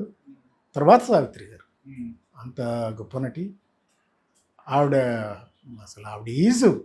ఆవిడ ముందు రంగారావు అయితే వణికేవాడు. అంత అంత అంత వాళ్ళిద్దరు న్యాచురల్ యాక్టర్స్ అనేవారు సార్ అప్పట్లో. వాళ్ళిద్దరు కలిసి ఒక సినిమా తీశారు, బొబ్బిలి యుద్ధం అని. పల్నాటి యుద్ధం, బొబ్బిలి యుద్ధం. సూపర్గా ఉంటుంది దాంట్లో భానుమతి గారి పర్ఫార్మెన్స్. నాగమ్మ అద్భుతం. అసలు ఆవిడ ముందు నిలబడి డైలాగులు చెప్పాలంటే భయపడేవారు. నాకు రామారావు గారు, నాగేశ్వర గారు భయపడేవారు అంటే నేను చెప్పి ఏం చెప్తాం. ఏది చేసినా అలా చేసేది ఆవిడ. అసలు రొమాంటిక్ క్యారెక్టర్లు కూడా విప్రనారాయణలో అయితే ఎంత బాగా చేసింది ఆవిడ. నాగేశ్వరరావు గారికి ఇష్టమైన సినిమాల్లో విప్రనారాయణ ఒకటి. ఆవిడే డైరెక్టర్. అది అంత చరిత్ర ఉంది ఆవిడ. తర్వాత మీరు ప్రొడక్షన్ సైడ్ ఎందుకు సార్ సడన్గా అంత పెద్ద హిట్లు ఇచ్చి కూడా అంత సంస్థను ఎందుకు ముందుకు తీసుకెళ్ళలేదు సార్? అదేనండి, నేను దమయంతి ఆర్ట్ పిక్చర్స్ మీద తీశాను. తర్వాత డైనమిక్ మూవీ మేకర్స్ అని పెట్టి ఎముడికి మూడు తీశాను. ఎముడికి మూడు తర్వాత పెళ్లి నీకు శుభం నాకు అని ఒక సినిమా నరేష్ గారితో తీశాను. నరేష్ గారు, దివ్యవాణి. అది కొంచెం యావరేజ్గా ఆడింది, పెద్దగా రాలేదు. సో తర్వాత నేను ఇంకా ప్రొడక్షన్ వద్దని మానుకున్నాను. ఎందుకంటే నేను సీరియల్స్ తర్వాత సీరియల్ యాక్టర్ అయ్యి మీరు నంది అవార్డు కూడా తీసుకున్నారు దానిలో సీరియల్ స్టార్ట్ చేసినాక ఆల్మోస్ట్ దూరదర్శన్ పెట్టిన కొత్తలోనే సీరియల్స్లోకి ఎంటర్ అయ్యాను. అప్పట్లో చాలామంది యాక్టర్లు మనం సినిమా యాక్టర్లం కదా, సీరియల్ ఏంటి అనే పద్ధతిలో ఉండేవారు. కానీ నేను దాన్ని ఒప్పుకోలేదు. నేను ముందు సీరియల్స్ కూడా వచ్చేసాను. అప్పుడే మా గురువు గారు నేను కలిసి దేవదాస్ కనకాల గారి డైరెక్షన్లో రాజీ బుజ్జి అని దూరదర్శన్ ఫస్ట్ సీరియల్ చేశాను. ఆ తర్వాత మళ్ళీ తెల్లవారిందని పి సాంబశివరావు గారి డైరెక్షన్లో, అది వాసిరెడ్డి సీతాదేవి గారని ఆవిడ రాసిన స్టోరీ. చాలా అద్భుతమైన స్టోరీ, ఒక జీవితం. దాంట్లో రూపాదేవి గారు, అంటే ఋతురాగాల్లో చేసిన రూపాదేవి గారు, అప్పుడే ఋతురాగాలు చేస్తుంది రూప. అదే సార్. మా రూపాదేవి నేను భార్యాభర్తలుగా వాళ్ళ పెళ్లి దగ్గర నుంచి 60 ఏళ్ల వయసు వరకు వచ్చే అద్భుతమైన క్యారెక్టర్స్. కామేశం మాస్టర్ అని ఒక మాస్టర్ క్యారెక్టర్, ఒక 8 మంది పిల్లలు ఉంటారండి. వాళ్ళ స్టోరీ వీళ్ళు ఓల్డ్ ఏజ్కి వెళ్ళే వరకు ఆ స్టోరీ చేసాం.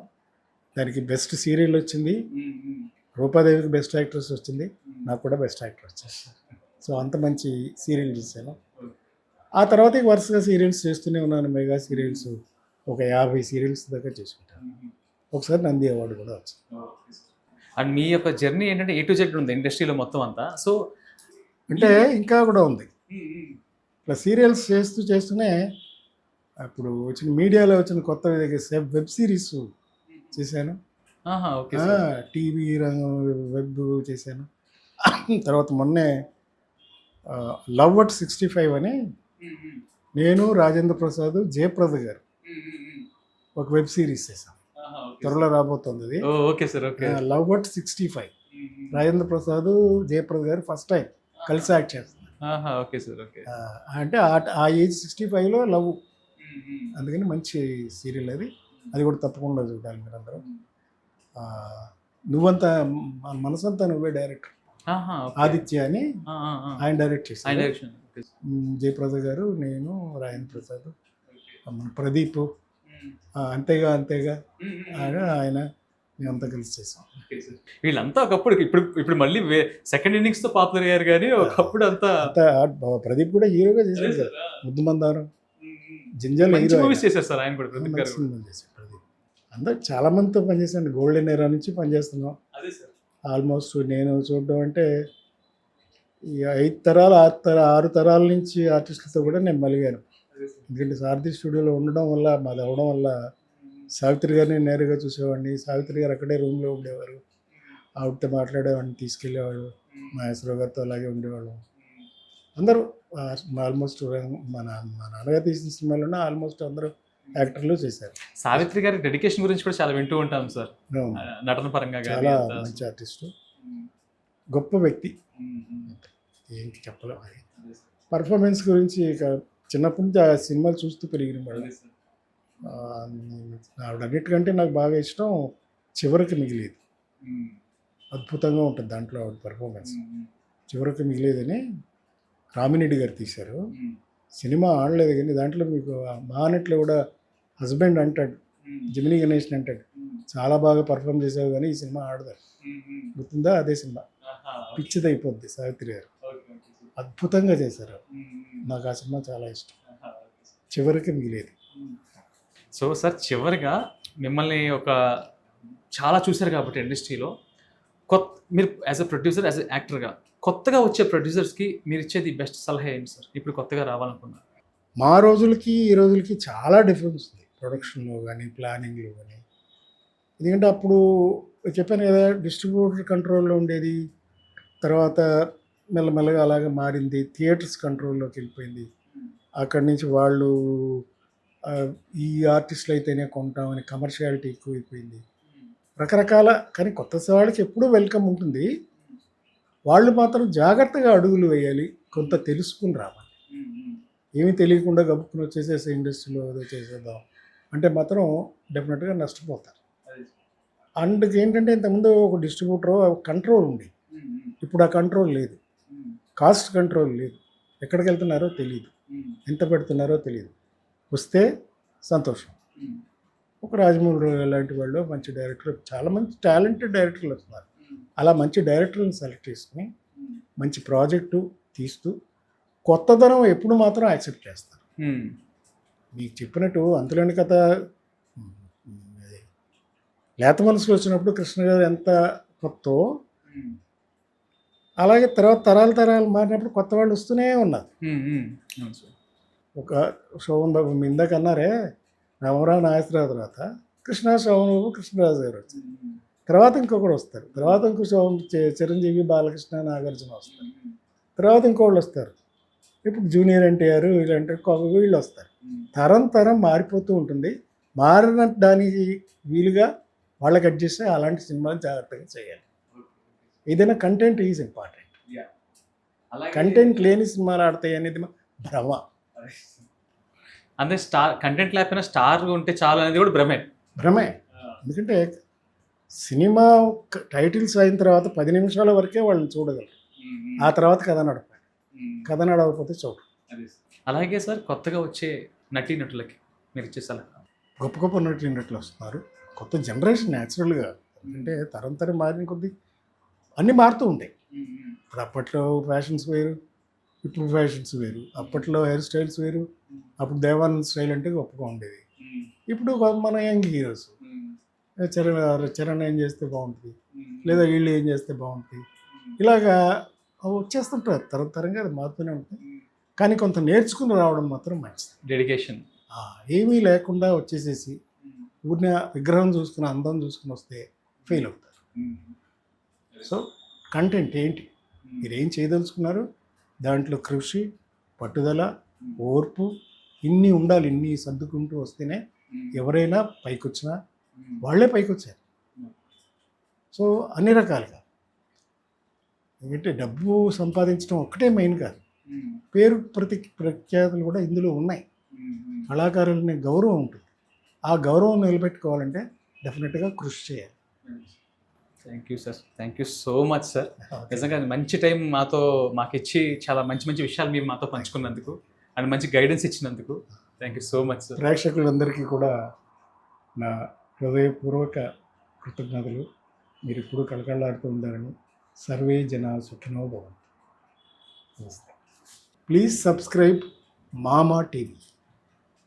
చూడండి, వినండి, మామా టీవీ.